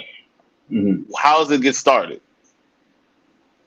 And I wonder if Armand's going to get him out of there. That's what I'm thinking will happen. Armand will manage to get down there and get him out of there. What if it's Lestat? That would be interesting. It would definitely. That would be interesting. Yeah. Mm-hmm. I could see Lestat. I think it's Armand. I think it's Armand. It makes more sense. But I could see it being Lestat too. Yeah. And then once he's out, that's it. It's game over at that point, right? I mean, he's going to kill everybody. He's going to. He's at the point where I'll murder me. Yeah, I'll murder myself to murder you. I'm going to kill you no matter what. I'm going to run right through you. You know, so like, you know, he has Lestat blood in him too. Yeah, he has that powerful ancient power, you know, that Lestat has. You know, he just chooses to turn it off. He just chooses to turn it off. He chooses to be human. But you take away his only thing that tethered him to this world. He's just an animal, animalistic. Mm-hmm. He's going to kill them. He's probably gonna rip them their shred to shred, like all their arms off, and then burn the bodies inside. He's probably not just. He's just not going to just burn the place. He's going to burn it after he kills all of them with his bare hands, and then throw the body parts in there, and then burn it out. Like I could see him doing some epic stuff. Yeah, I hear Jorge said Armand will save him to make himself look better. I can see that where like he's the hero, you know. And he said Louis said he discovered the fire gift through his anger, and I don't know if he's any more angry than he is right now. This is probably the peak angry from Louis. But yeah. I mean, he's just gonna look at some of these people and just like look at them, and they're just gonna turn into like a fired ball and then die. Like you know, he's gonna go crazy, man. Especially on Santiago. I think he's really gonna he's gonna rip that man apart, literally rip him apart. He's going to shred him. He's going to do everything. Oh man. Yeah. I do you think he goes after Armand though? Because Armand is the reason why they're in this situation. You know, so if he saves him, is he gonna try to kill Armand? You know, I wouldn't rule it out.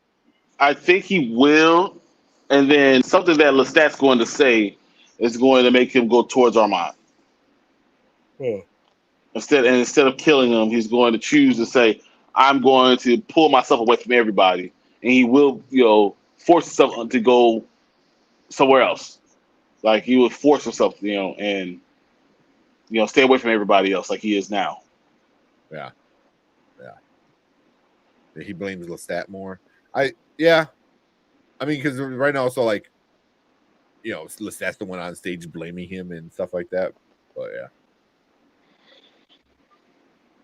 I can't wait to see Santiago's death scene. Oh, that's gonna be satisfying. Yeah, I hope. Yeah, I think it will. They haven't disappointed yet in the things we expected. So, Jorge said, I think Armand let this happen to make Louis hate Lestat and tie him to Claudia's death. I can see that because Armand is very conniving too. You know, I can see Louis figuring that out though. I can see Louis starting to say, and as he says the story, tells the story, he's going to say more and more that Armand is really responsible for a lot of this stuff. Yeah. Like, sorry to put it like, oh man, I was really blaming Lestat, but you're the reason it happened. You're the reason this happened. Blah, blah, blah. Like, it's like everything's you. You know? So, it's going to be Daniel being his conscience. Like, well, didn't you say he did this? Didn't you say you're able to control this? And all of a sudden now you can't do it anymore. What did they do to you? They put an X on you? How are you no longer able to do these things? And Daniel, all that's going to probably prompt Armand to try to kill Daniel, and then Louis is going to save Daniel. So this is going to be interesting last episode. I cannot wait to see it. Yeah. Saying he was the... Oh, yeah. So Lestat was saying Louis was the one hunting Lestat and seducing him. Like, now we get it from his point of view, because last season we got like, oh, Lestat was going after Louis a lot, but now Lestat saying that Louis was the one. He would show up and like, oh, we accidentally. That's like some high school shit too, though. Like, oh, we accidentally at the same place at the same time. Oh, that's you know, like it reminded me of that kind of like petty relationship things. You know, it's like, oh, we both like this place, like yeah, like I don't know. It's just very like it was. So, what do you like to eat here? Or whatever you like to eat. Like yeah. The stalkers. You know. So, but I did find that interesting where Lestat was like, he was coming after me. You know, it was like, yeah, you know. So just different point of views. You know, and they're doing it really well. And also, Tony said Brian got that beater on, posted up looking like a hot boy. That's because I'm hot. I'm actually real hot. Here we go. Jorge said AMC Louis has an anger that Book Louis never had. Book Louis just stayed whiny in every book. Yeah. At least AMC Louis is giving him some like well-rounded like character. Like he's not just this little piece of crap thing. He's a badass, honestly. And when you really look back and you start to look at it, you realize he might be the villain, really. Yeah. I mean, think about what he did with Claudia. Lestat warned him. What he did to Lestat. Well, Lestat warned him about that. He kept on coming after him. He kept on pushing his buttons. And Lestat finally lost it. He's sad that he lost it. But Louis continued to do that over and over and over and over and over again. He's the real villain. Yeah. I mean, you're not wrong. I mean, everyone tells him, hey, don't do this. And he's like, nah, I'm going to do it. Same with Madeline. With Madeline, like Armand was like, nah, she shouldn't be turned, and he's like, nah, I'm going to do it anyway. It was like, then why the fuck did you ask me? Kind of thing. It's like, yeah, seriously. So, but that's the kind of Louis. Louis like, but again, like he's the guy who runs the business. Like he thinks he knows what's best all the time, kind of attitude, But he is more angry. He has that anger, but also, like if you go back and watch a lot of stuff, he's still kind of whiny. He's still like he's not annoying whiny, but he's definitely whiny at times. He goes, they didn't let me do what I wanted to do, so I did it anyway. I was like, what? That's what I get from Louis. It's like when.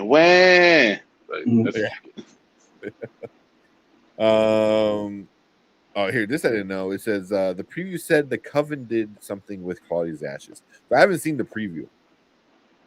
That makes sense, though. Yeah, especially the way they did that, and that's going to be even more. Go drive Louis crazy. Yeah. Oh, oh yeah, he's going to go on a rampage next episode. I'm definitely here for it. Yeah. I'm cheering him on. Get my little Louis sign, like kill him off. Get him, let's go. Yeah. I think that was just a Coven script to make Louis look worse. I can see that. I mean, they were doing a lot of that stuff. Even they said afterward when she said the whole like, oh, it's a stoning thing, and Louis was like, oh, it became a lot less fun there. Like everyone was quiet and stuff, but the little animations they have and the Lestat just being Lestat, got everyone back into like the happy, funny, we're gonna kill people mood, So yeah. Louis in his memory saw the vampire Sam burying him, but he is supposed to be guarding Armand. Oh, okay. Yeah. Yeah, because I remember Sam being next to Armand. That was like a whole thing. But then if he's left Armand, maybe. Yeah. I wouldn't mind if they start doing stuff like that, where they start showing memories, but they start planting incorrect things. Not even pointing it out, just later on, you realize that thing was incorrect. So like having the same character in two different spots, like it's not a like a continuity problem. It's more of like it goes with the show of like being a memory problem of where was he here, or was and he also here? Someone's perception and how someone else's perception can be something totally different, and then we see the truth in the end. Yeah, I'm down for it. I don't know if you guys got anything else. I mean, there's so much in this episode. There's a ton to unpack, but really liked this one. It was so emotional. Even the way they killed him, they dusted him. It was just like the beam of light, and they just start like disintegrating. Just I thought it looked good. For being a TV show and stuff like that, like that was pretty good graphics. So same. I like the dusting effects, like how they look when they like basically like turn into turn into dust. yeah. Like even like Claudia, like it started like, like it just like wasn't just a big poof, it was like slowly layers of skin and stuff, and that was intense. She took that extremely well. She took that like a champ. Yeah. I think it was. I mean, they even showed it from season 1. Like it was kind of always in the back of her head. I remember like I think she had opened it up and like stuck her arm in season 1. Like to see how it felt or something like that. So sure did. Yeah. I think it's a hint that Armand is not being held captive. Oh, that'll be interesting. So he's there. Then Louis thinks he's holding him captive, but he's just there with watching. I'll be. Well, what if it's Armand who planted Sam there? Sam was never there. He just told Louis that he was there, and Louis filled in the gaps. Yeah. Yeah. I can see that, man. It's just everyone's so manipulative and shady in this show. I love it. Yeah. Because you don't know, like, because like they do it so well, where like you hate Lestat, and then you feel sad for Lestat, and then exactly. Then you're like, oh, Dan, no, you're a piece of shit. Like I hate you again. It's like he's done. It's like I can't be mad at you forever. Yeah. And I think that's why he does Lestat so well. Like Sam Reed does Lestat so well, because that's what Lestat does, as a character. Like you want to be mad at him, but then you forget, like he's so charismatic that you're not mad at him. He does something messed up, and you're like, oh yeah, I forgot. You're that guy. That's a piece of crap. So, he deserves one. Delaney deserves an Emmy. Jorge said, according to Delaney, she turned to Lestat at the end because she was hoping Lestat dad would help her. Yeah. And it looked like he wanted to. Everything in him wanted to, but he didn't want the burden of having her. I think so. Yeah. Like having a pet and then being done having the pet, years later. Thing. Yeah. That's what it felt like to me. And it was just like that was so rough, man. That was rough. Even Claudia rightfully hates him. Yeah. Even if Claudia rightfully hates him. Yeah, because I mean, you're still like, maybe there is some part in there that Lestat would save, but no. The show and its cast deserve Emmys for sure. Agreed. Yeah, everyone did a crazy excellent job. Yeah. I mean, Jacob Anderson, Delaney, Sam Reed, everyone. I mean, all of them deserve some type of recognition, because this is one of the best dramas I've seen. Period. Yeah. Hang on, I'm gonna get some. I'm gonna get something out of the refrigerator. Be right back. Okay. Good. All right. Said I hope it gains a new audience. Being put on, it's being put on Netflix. Yeah, that's what I heard. I did not know that. I hope it does. It deserves a bigger audience. Like AMC, like I just feel like they're not promoting it enough. If you throw it on the front page of something like Netflix, it might do really well. You get 20, 30, 40 million views, in one day. I didn't know the Netflix. Claudia and Louis screaming for each other when they were separated broke my heart. Oh man, that was sad. That's even the beginning of the episode when Louis screaming for Claudia and like they threw her in with the rats and oh man, that was sad. And you see him in the bag, getting pushed around and stuff like that, and he just. I mean, they cut his Achilles. I mean, they nailed their feet to the ground. They did all type of stuff. So that was crazy. Yeah, that was. I kind of want to know what who's that? What Santiago was telling, what's her name? Madeline, like he was almost like hexing her again. Kind of, right? Like he bent down and was like in her ear saying something, and I'm like, what is he saying? Yeah, and that was brutal, by the way. How I had overheard that, how they bagged up Louis and were beating up on him, slashed their Achilles heel so deep that they couldn't walk. Like, that was just brutal. It was tough to watch. Yeah. And with that, like, Claudia still got up. Like, that's how badass, angry, and pissed off at everyone he is. He's like, I can't walk. I can't stand up right now. So I'm gonna use every ounce of energy I have to make sure you guys see this. You see what you did to me, kind of thing. You know what I mean? As I'm cursing you out, like she was really bad. Say AMC only promotes The Walking Dead. Pretty much. It's true. Pretty much, yeah. In the 2 billion spin-offs it has. Yeah. Oh no. Eligible for the Emmy. Really? Or this year? Because right now they qualify for next year's Emmy. Okay. That's probably the cutoff date. That makes just sense. enough time for us to forget.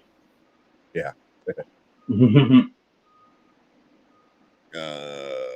Did not release enough episodes by the deadline. Yeah.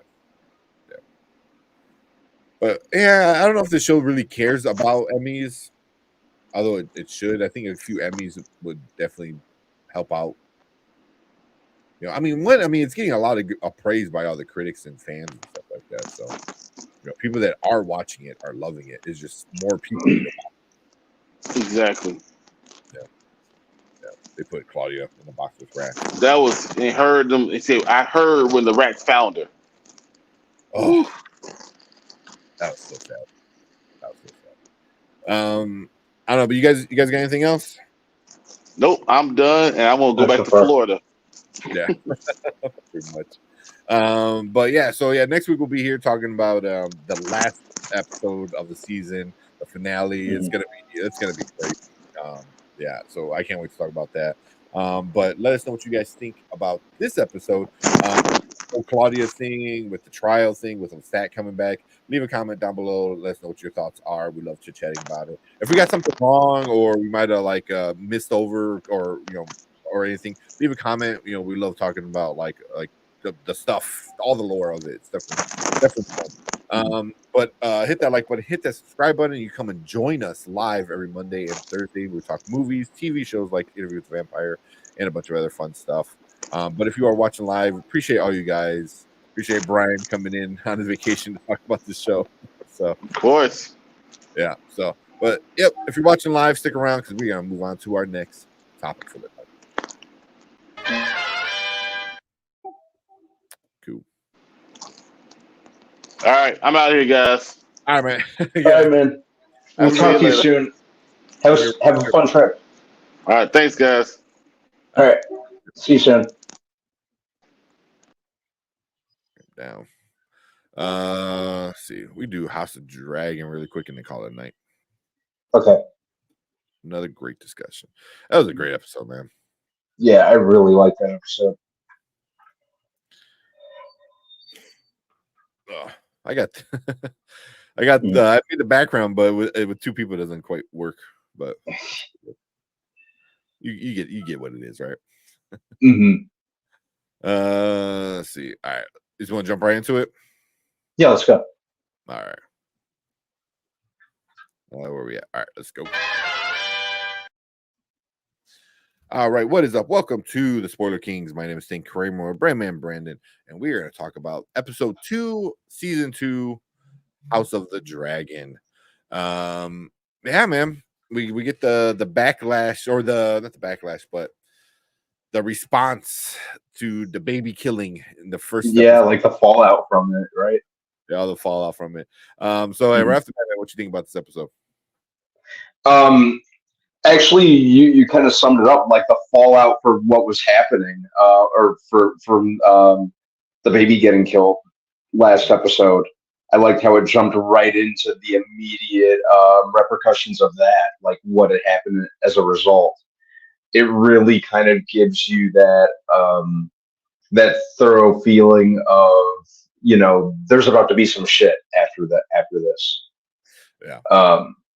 There were a lot. I like, there's huge body count on this episode too, dude. Yeah. It really kind of reinforced the theme. I'd say the theme of this episode is war is hell. And just because you see it, like, ton of casualties, ton of internal conflict between the houses as a result of this. I like how thorough it was in that regard too. I like how it handled the multiple characters, and it's kind of good night. Have a good night.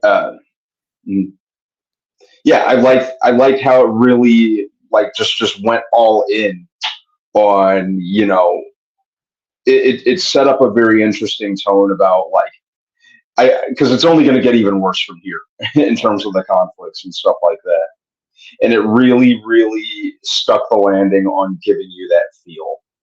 And I really like how well it handled each house, each character, each family.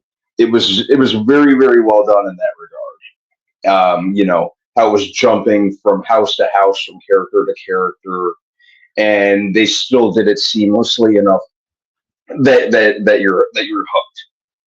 Mm-hmm. Yeah. Mm-hmm. So those are my favorite things about this episode. It's not pulling any punches either. Heck, we just had the death of a kid. A mother, like, screams in horror when she sees her son lynched, like her son's lynched body. Oh my god! So this episode really packed a punch, man. I thought. Yeah. It wasn't like violent, or like, but it had a lot of emotion and a lot of bad decisions from being emotional. Like your theme is spot on. Where you said, like, war is hell. I think you said, right. I think my theme for this episode is, like, dumbasses making dumb decisions, because that's all it's been so far. It's like Damon getting dumb people to make decisions that, like, affected the entire world. Because, like, two guys are too lazy to go after the right guy. And even at this, it's like Aegon is making dumb decisions. The night guy. Why am I trying to blink on his name? The one who's been having sex with all the queens. What's his name? The night. The night. I can't remember his name. But yeah, me neither. So I thought it was started with a C or something like that. But him is like, go pretend to be your twin brother and go kill her. Like, what? That's stupid, man. And I love how crazy. It's so stupid. And I love how the grandfather, the dad, Hightower, the former the king, was calling it out. He goes, what do you expect from this prank? And that's what it is. He goes, it's like, what are you doing? And I just love how he's the smart one, but he doesn't have the power. But I think he thought he was able to control all of his family, like how he was able to control Alicent. So it's like, even that, I was like, still to the end, he was controlling her. I was like, what? He's like, oh, we're gonna go here now. We're gonna go back here and deal with the other kid we can control. Because this guy, I was like, no, what, man? No, you made this. This is all you're working. Like, what are you talking about? You just want to, like, take off now because, like, things are getting too hard. It was like, yeah. So I thought that was, like, funny, but also that's who the dude is. So it's just a lot of, like, dumb decisions by people that are dumb. And I'm not saying it's dumb because the show's dumb. It's just dumb because it's a kid running the whole world. Like, and you have this guy who has no idea what it is to be a knight, has no idea what it is to be like a military person. Like, he was hired because Rhaenyra wanted to have sex with him. Like, dude, you for that only reason, you're a side piece because you're a booty call, basically. You're a booty call, and now you're a booty call for somebody else, and now somehow you made it up to like being the right hand man of the king, and like it makes no sense. Like that's how this guy got all this power. It was just like, yeah, it's like so it was really, even like the twins fighting I thought was super cool. Because I was like, because then also it's like, even if the good guy wins, how do I know that's the good guy? He just might be pretending. Exactly. And then him killing himself was the only way he can fully protect the queen. He's like, you don't know if I'm the good guy or the bad guy.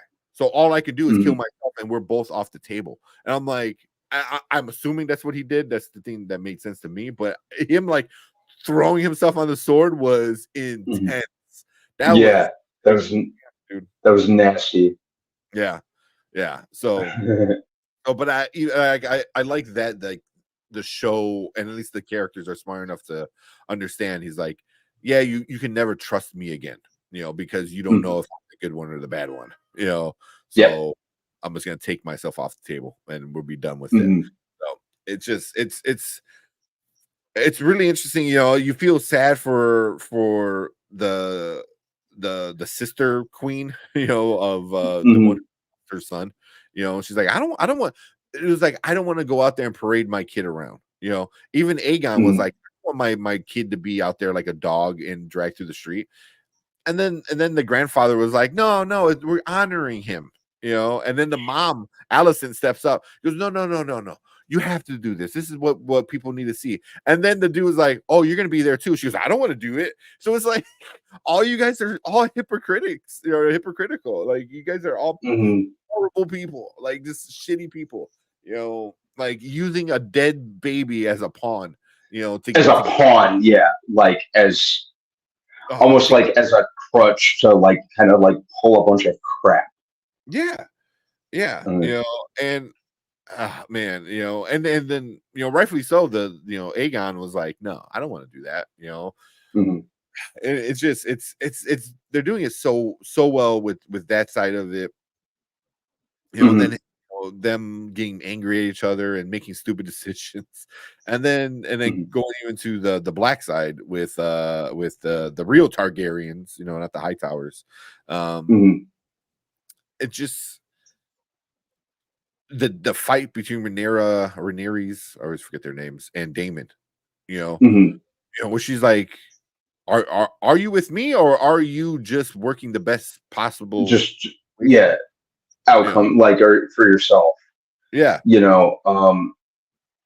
that's what I like about this show. That's what I've always liked about Game of Thrones. It's like the intricate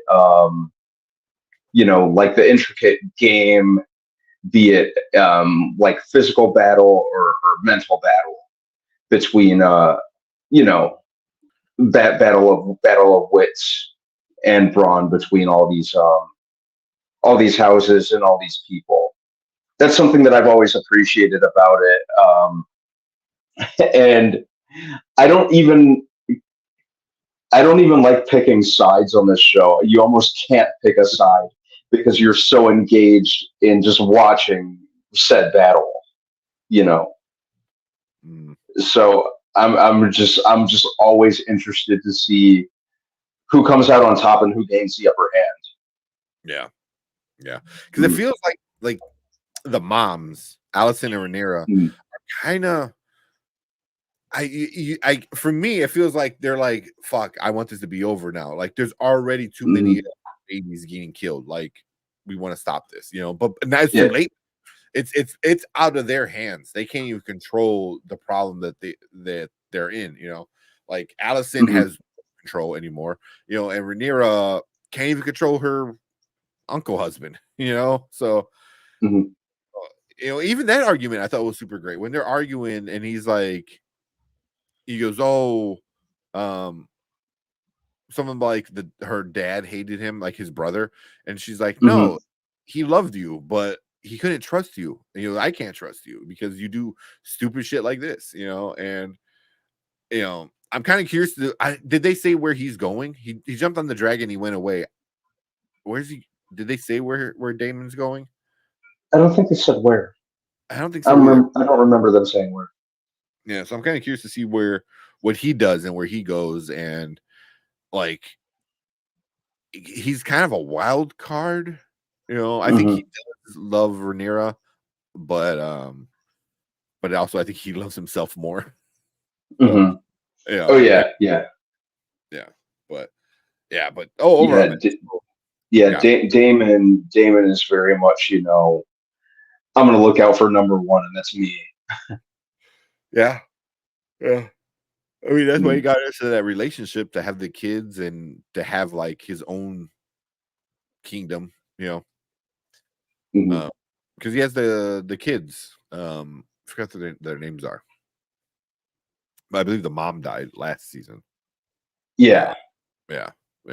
So, but yeah, I mean, he's always all about himself. But I'm kind of curious to see what he goes. I'm curious to see where everything kind of goes to. Even Aemon, like he's with in the brothel talking to the prostitute and like having a therapy session. He's like, I feel bad for killing Luke. He always picked on me, but I didn't want to kill him. I was like, you're telling the wrong person, man. Like, you're telling the wrong person. So yeah. So it just feels like the show's doing a good job at everyone feels sorry for everything going on, but no one's willing to say sorry or to stop it. No. Yeah, it's like it's a battle of pride too. On this show. Sides know they're wrong. Or exactly. Yeah. So it's kind of crazy, but I am really enjoying this season so far. Me too. It's, dare I say, 2 episodes in, I kind of feel like, they're kind of on a mission to step their game up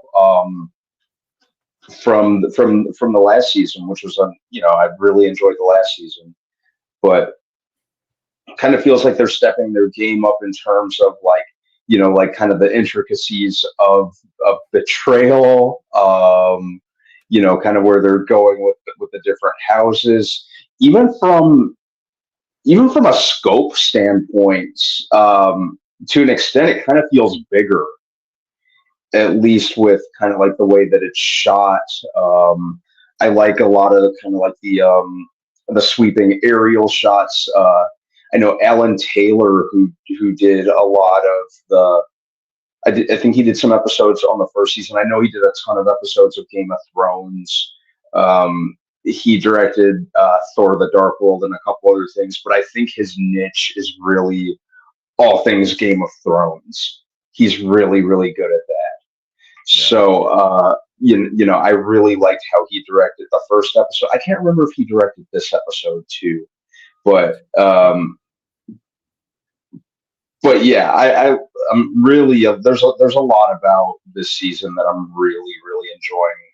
Dare I say, almost more than season 1, and we're only 2 episodes in. So, if I'm already feeling that way, like for me personally, that kind of bodes well for the rest of the season. Yeah. I agree. Yeah, this season, it's setting up. It's setting up something bigger than what we got last season. That's for sure. It's getting ready for this war, and you're killing kids, man. Like you killed of last season. You killed another baby. You're killing workers, just people who work.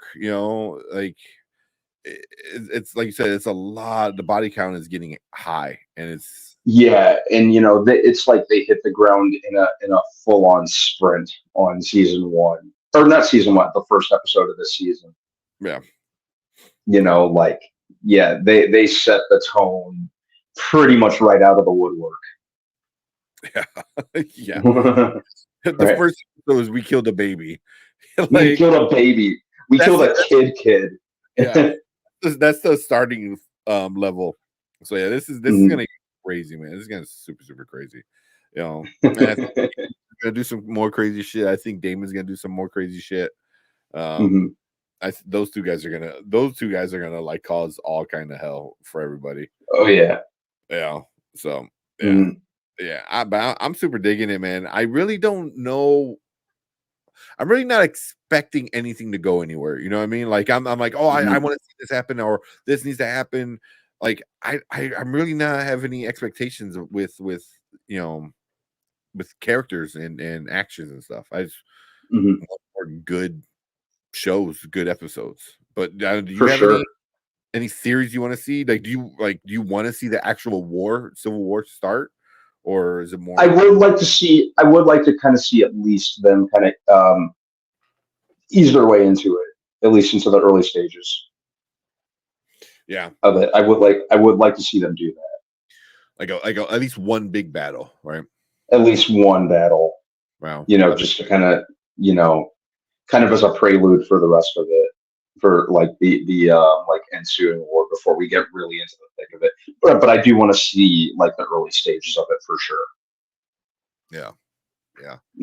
I like to see that, but yeah, I'm really not holding on to anything that I want to see. So just because I don't know what to expect. I never thought I never thought they were gonna kill like Luke, like at the end of the season. So I thought that was super intense to do. So yeah. But yeah. I don't think there's nothing I didn't like about this episode. Same. I'm trying to think. I liked how involved I felt. I liked how I felt very much pulled in from the word go. Yeah. There's really, I want to say there's no down points of this episode, but there was no really like up points. It was very even, where I was just like very interested the whole time. Yeah, this episode was kind of like that that midpoint. Well, not even midpoint because we're still early on in the season. But this episode was basically telling you like it's about to be some shit. Oh yeah. Yeah. I can see because now the Hand of the King is different. We have a knight who doesn't know how to be a knight. It's a boy king who's angry. It's gonna be a lot of crazy stuff going on. I think, like for sure. Yeah, I don't know. You got anything else for this episode? So far, I think that's about it, at least on my end. Yeah. About the same. One last thing. I don't know how anybody could be Team Hightower. Like, absolutely not. Right after this episode, I'm like, no, I don't get me wrong. I feel sad for them that they lost the baby and stuff like that. But I'm still not Team Hightower. Like, not even close. So I don't know how anybody's Team Green. I don't get it. But yeah. I don't know. If anybody in the comments, if you're watching it, let us know if you still are Team Green. If you think the Hightowers are the right, if they belong in the crown, or are they already on the throne?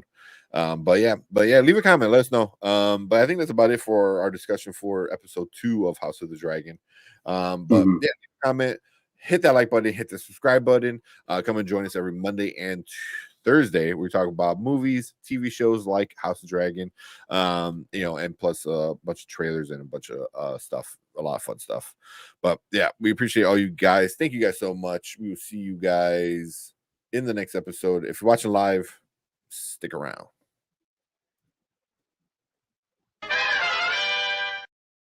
All right, that's all I got, man. I'm the one that's starting to fall asleep. I didn't get really. I didn't get any sleep last night, man. I think I went to bed like at 2:30, and then my girlfriend, she's pretty far along in the pregnancy, so she didn't get any sleep for a bit. So Yeah, I think since yesterday I spent a lot of time kind of catching up on rest, and then today I was off, so I did the same thing. So I'm a little more rested and just kind of ready to take all my week. Nice. That's all I need, man. Good rest day, a good day where I could just like sleep all day. But yeah, I needed it. I plan on doing a lot this summer, so yeah.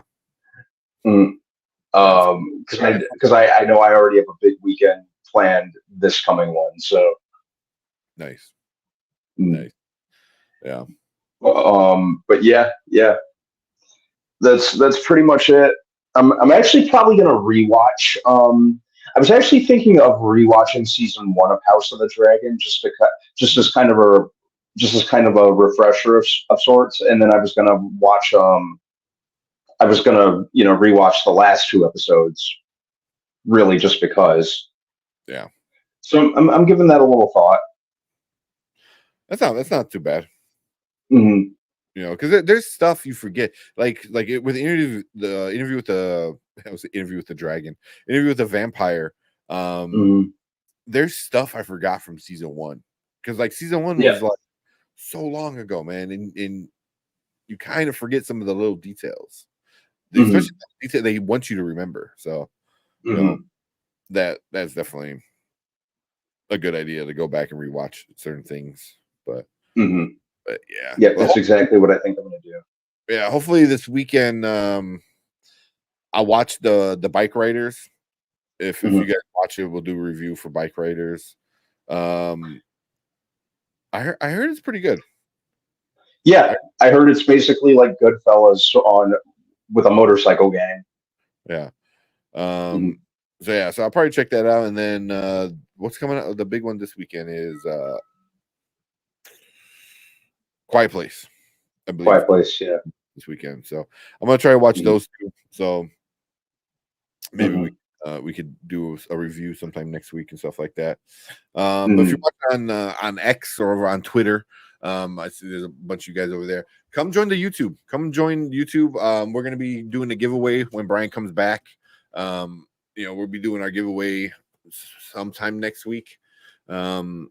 So if you want to come and win some goodies, some Funkos and comics and stuff like that, movies, come and join us on YouTube, be a subscriber. That's how you get entered in. And if you want to win more, you become a channel member, and channel members get the first dibs at some of the prizes. So, so yeah, if you're over on Twitter, come and join us over on YouTube. Appreciate that. But yeah. Thursday we'll come in, talk about the Acolyte again, and the boys. The boys so fucking good. Oh man, it's crazy. Yeah, it just gets crazier and crazier. Yeah. Did you cover your eye on the last episode? Yeah. Oh, I was like that. I was like, no. Oh man. Oh man. Yeah, that was nuts. You never think about Pink Eye the same. Yeah, even thinking about it just makes me go like that. Yeah. So yeah. It was a lot. But yeah, this season is really good, man. And I heard that some of the characters from Gen V are going to be crossing over soon. I heard about that too. Which is a good idea. Because I like how each of them are standalone enough, but there's enough room to where they can cross over. They did it. They did it with Gen V, with Homelander showing up. So, I'd be good with that. I'd be good with that.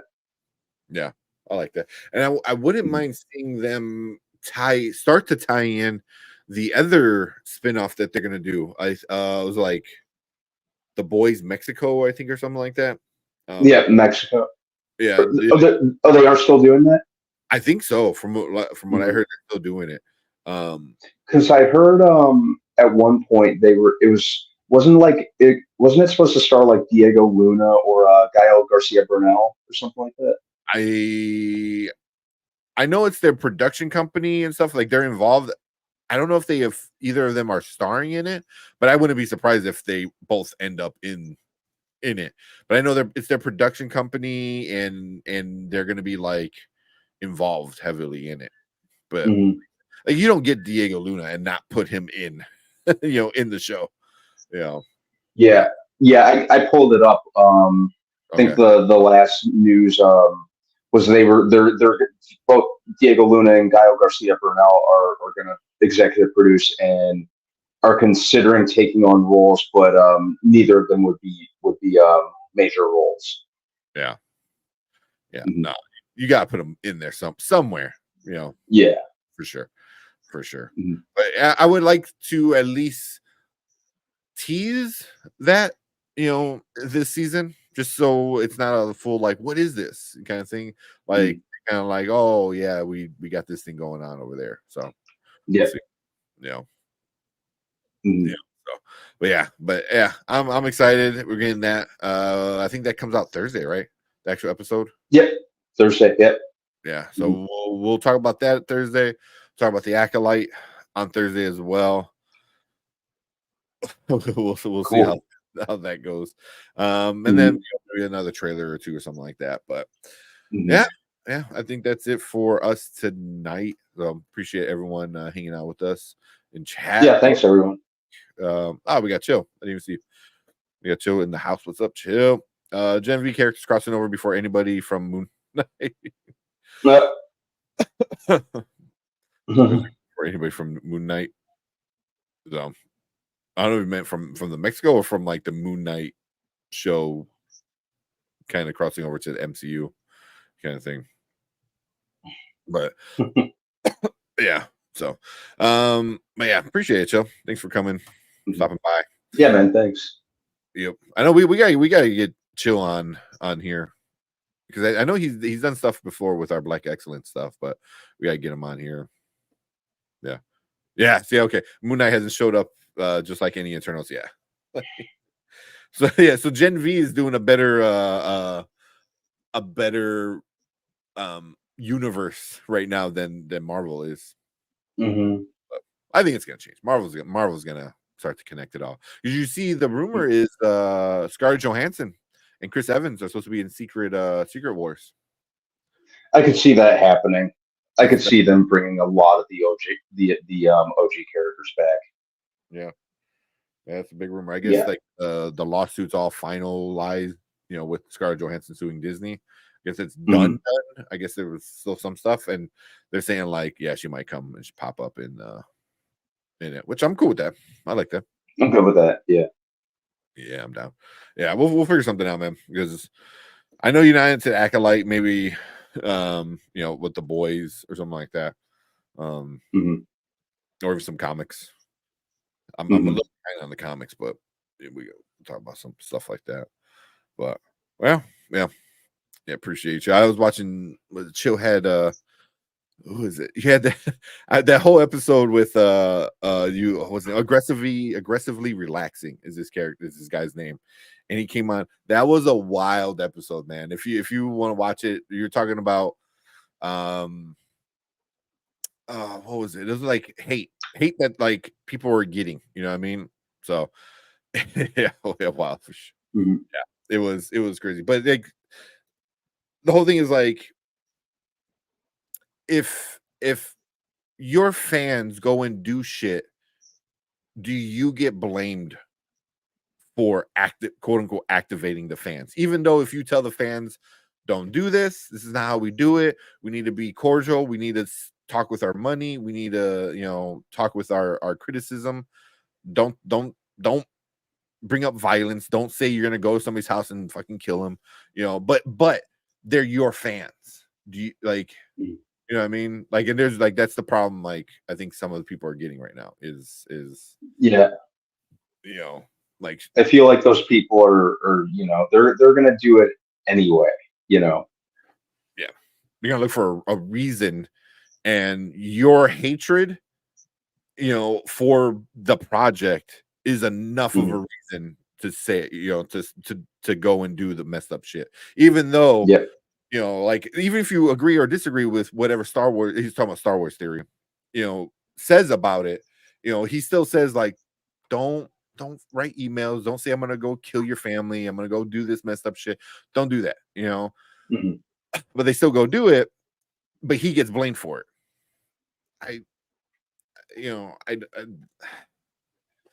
Stupid people are gonna I'm not sure that's on the like the creator, that's on the what's going on, man. That goes into like these fanatical quote unquote fans, that that's just psychotic behavior. That's psychotic. And something's going on with these people upstairs to the point where they're looking for any excuse to take their rage out on out on people. Something's wrong with these people upstairs. Yeah. So I mean, so like these people are other people are blaming Star Wars Theory and other channels for riling up their fans, but then you get stuff like so the dude from Game of Thrones, from the House of Dragon, the Night guy, like I can't remember his name, the one who keeps having sex with all the queens, who's now the right he's the hand guy. He wind up going off of social media, like I think he said it today, because he's getting a lot of hate. He's getting a lot of, it's like, oh, your character, you suck, like blah blah blah, and also Anthony Starr is getting a lot of hate because they're like, he's like, I'm not Homelander, but his social media is getting blown up. They're like, oh, you suck, it's like, which is crazy. You can't separate a fictional character that an actor whose job is to do this, to play these characters that he's getting paid for to entertain us. You can't, are you that brain dead and fragile minded that you can't even separate the two? Yeah. Anthony Starr is not Homelander in real life. He's not going out and doing these things. This is a character he's paid to play. Yeah. Like, what the hell is the matter with you? you can't separate reality from a work of fiction that he's been doing for all these years. Like, that's when you got to go talk to someone. You need help. Yeah. You need professional help. Yeah. They're doing it to Sir Kristen, from Game of Thrones or House of Dragon, and they're doing the same thing. Like, hey, you suck and blah blah blah blah blah. It was like, yeah, they did it with Joffrey. Remember in Game of Thrones, like you hated Joffrey because he's a horrible freaking person, but that doesn't mean the actor is not Joffrey. You know what I mean? Like exactly. And he was getting a lot of hate. He was getting a lot of shit. Like, oh man, I hate you. Like, yeah, the fandom part of it, like you're into it, but also he's not that person. You know what I mean? Like he's not messed up like that. Like I hate the character of Norman Osborn, but if I saw Willem Dafoe walking down the street, I'm not gonna like attack him because I'm aware that he's playing a fictional character, and that's he's obviously not this dude in real life. Yeah. Like people need to get us. It's a sign of fragile, poor character. And just juvenile, psychotic behavior. Yeah, they're just looking for. These people were bullies from the get-go. They're just looking for an easy excuse to be bullies, to continue to be bullies. Yeah, it's pathetic. They're pathetic, is what they are. Yeah, and for me, it's like whether you agree or disagree with Star Wars Theory, you can't blame him for his so-called fans, writing sending death threats to the writers of the Acolyte, sending death threats to, actors and actresses, like you ruined Star Wars. Like, cool. Ruin Star Wars. You don't have to. You see, that's what I don't understand. Like, none of this is ruining the content that came before it. We still have the original trilogy. None of this is magically tarnishing its quality or wiping the originals out of the timeline. There's this unfortunate stigma that I've kind of been slowly coming around to, because I think once upon a time I used to kind of share the same mindset, and then I just started realizing, like, like people feel the same way about like, for example, I was just thinking about this yesterday, like about the Crow remake. Oh, they ruined a classic. Oh, they ruined the original. None of this is tarnishing the quality of the original. The original Brandon Lee movie is still there, and need I remind you, there were like 3 god awful sequels to that movie. So I don't think this can get too much worse than those. Yeah. And they're even like using they're ruining Brandon Lee's legacy as an excuse to just get away with their bullshit behavior. Like to use that's kind of an insult to his memory. Is kind of how I look at it. To kind of exploit. You're basically exploiting the memory of a dead man. Just to kind of, because you don't agree with them remaking a movie.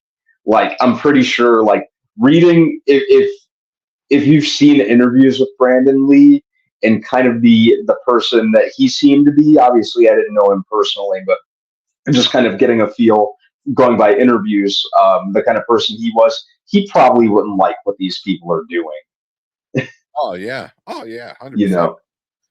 Yeah, and that's a lot of the things, man. Like, you're taking up arms for a situation or a cause that you think the person you're fighting for agrees with. Meanwhile, the person you're fighting, for and taking up arms for is telling you, don't do this. Like, don't do this. So, at some point it's like, it's these crazy fans, like you said, what I mean? It's these crazy fans that go out there and do stuff like, like, if you don't like The Acolyte, if you don't like all the Disney stuff, you still have 6 other movies that exactly, and then also a great example or a great reason why you should buy physical media is that, buy your DVD, buy your Blu-ray, buy your 4K, and then you have that version, before it gets like literally altered because everything's streaming now, but you get it. But even like George Lucas did that, like, again, he took out Anakin and put in Hayden Christensen Christensen, at the end of Return of the Jedi. Yeah. So yeah, buy physical media. That's your movie forever, and you don't have to watch the sequels. It's not going to ruin anything. It's just going to, maybe you might not like it, which is fine. But what's ruining Star Wars is everyone saying how bad Star Wars sucks. Exactly.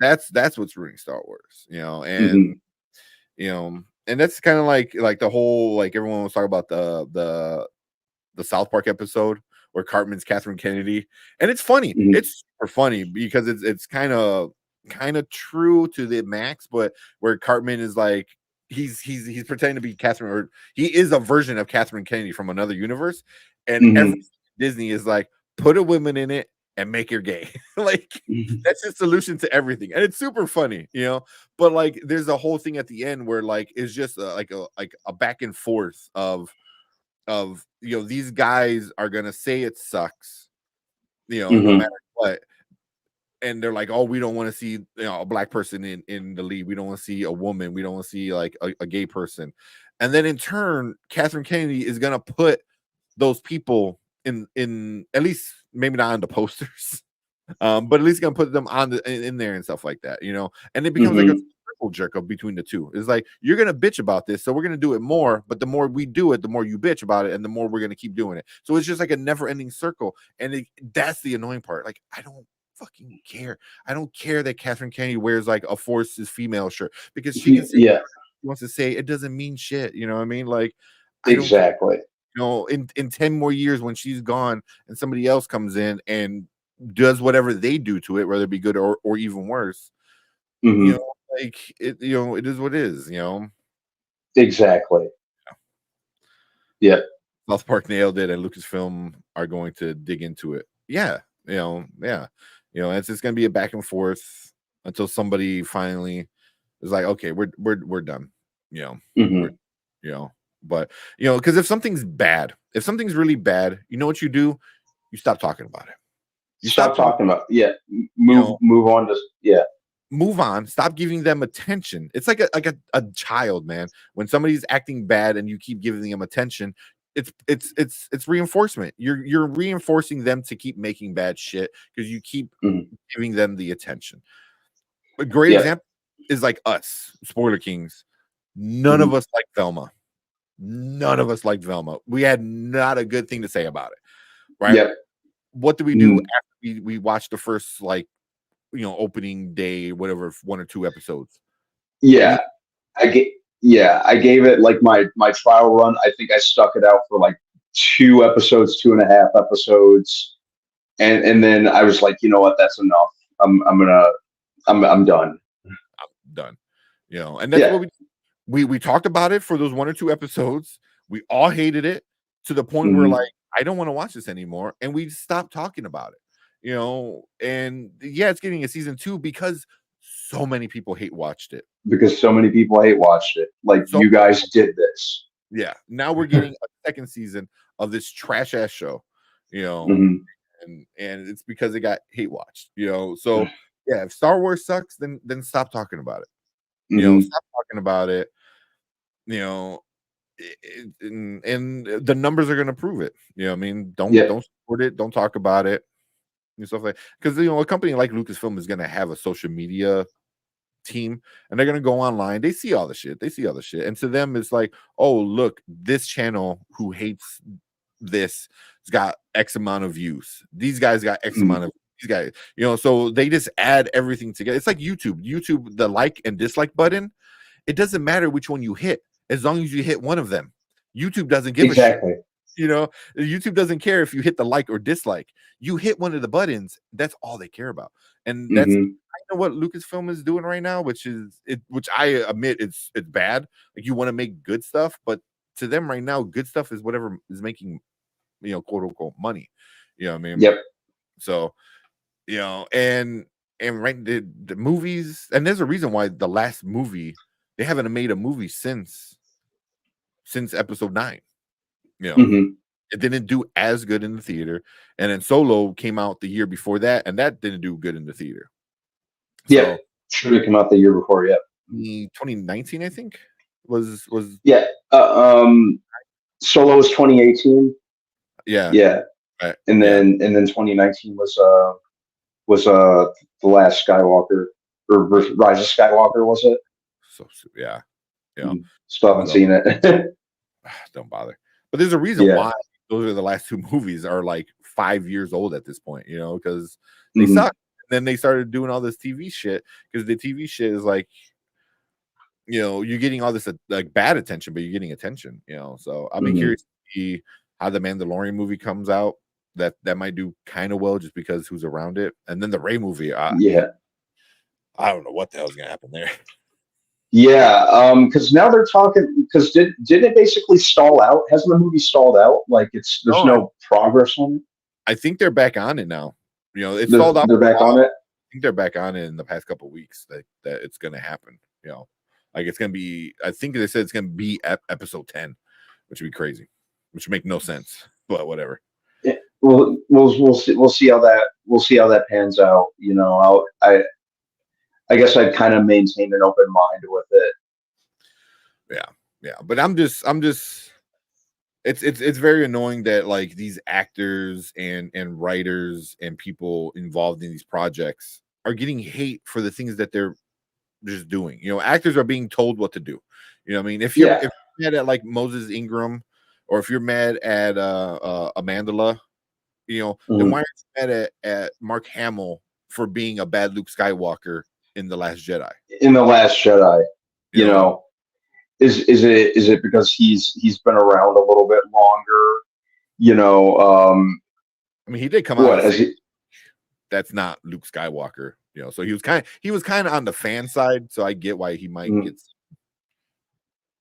Yeah, but you have to separate the these are just characters these people are playing, but people just fly into this blind rage that for whatever reason they fail to see that, or they just forget about these are just characters. These people are hired to entertain us and play fictional characters. That should be pretty easy to grasp. Yeah. You don't come to these, come after these people, making threats against their life, all this other stuff you're doing, all because you happen not to like the character they're playing. It's not like Anthony Starr flies around lasering holes through people in real life. Yeah.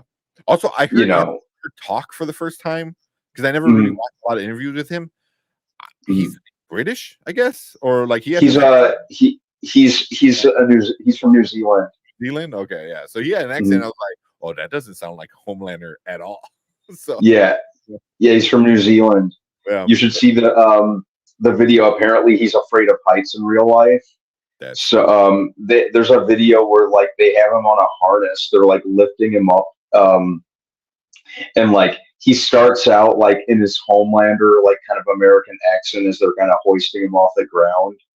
And then he goes slowly into his Kiwi accent as he gains more altitude as he goes higher off the ground. It's really funny. I gotta look at that. Yeah. Yeah. It's just that toxic fandom. It's embarrassing sometimes. Yeah. Not even sometimes, all the time when they do this. Yeah. It's like how dense can you be that you can't separate fiction from reality? Yeah. It's also the person you're fighting for is telling you not to do it, Star Wars theory is telling you don't do this. Don't go after people. Don't say these messed up things. Show them with your money. Show them with not subscribing and not paying for these and this and that. Yeah, like I said, I think these people were just bullies to begin with, and they're just finding any excuse or outlet they can to justify their bullshit behavior. Yeah. So yeah, he said always be respectful multiple times that night. Yeah. Yeah. And he's a super big fan of Star Wars, so he's gonna be more critical of it. I get it, it's whatever. Whether you agree with it, it's still especially he's on YouTube, so he's going to have opinions. I hate when people are like who asked for your opinion? Oh, I have he had 9,000 people watching. Obviously people are asking for his opinion. He has 3 million subscribers. It might not be the opinion you like, but I'll watch it and see what he says, and if I don't, but this thing is if I don't like it, then I just okay, cool, move on. Yeah. I'm not whatever, that's all it takes. Yeah. If I really don't like it, I'll unsubscribe or I won't be. Actually, I think I did unsubscribe to Star Wars Theory a while ago.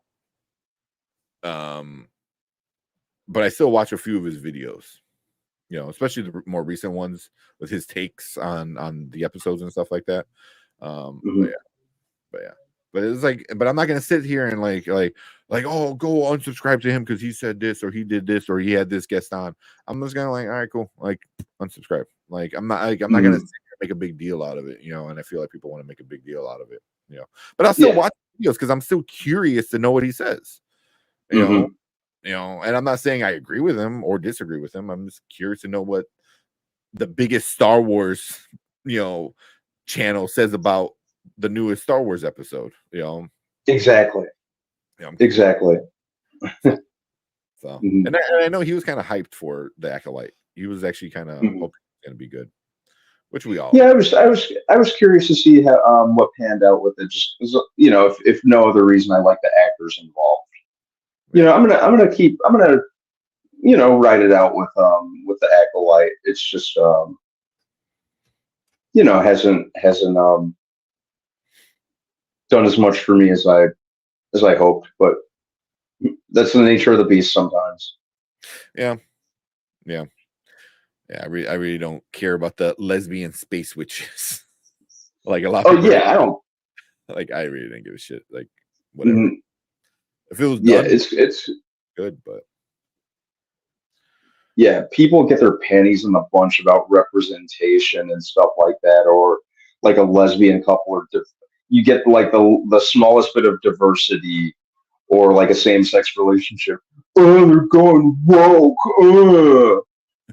Like, shut the fuck up, yeah, you intolerant little bitches. yeah, yeah. But it's like, I mean, it's the same shit. Like, it's definitely old school. Like Mr. Rogers had the same issue. You know what I mean? Mm-hmm. Yeah, where he had who was it? Was it not the mailman? Was it the police officer? It was a black police officer who invited to put his feet in the pool with. I don't know if you knew about stuff like that, but that was like during the time when I remember that. like a big no, and Mr. Rogers got a lot of shit for it too, and that's why it's like we always want to talk about like this being such a new thing, and it's not. It just has a label of woke, which is also taken from what it actually means and bastardized, which is not also that's nothing new either. They definitely take the slogan or the tag for whatever movement and they bastardize it to make it into something that they wanted to, so yeah. So this whole woke thing has been going on since Mr. Rogers. Yeah. So yeah. Mm-hmm. So it's not nothing new. People are gonna bitch exactly. Yeah. Mm-hmm. Yeah. Just find any and everything they can to throw a fit about. Yeah. Yeah. It's sad. They've been trying to change woke for 5 years. I mean, they just twist it around to fit their little butthurt narrative. It's just a buzzword nowadays for whenever there's like diversity or anything other than anything other than a white guy playing their precious fictional characters. Yeah. So it's ludicrous. It meant something else when it was first created, and then they took it. They took it so it could, so the people that were using it can't use it anymore. Then they do it all the time, and it's happened many times throughout the decades.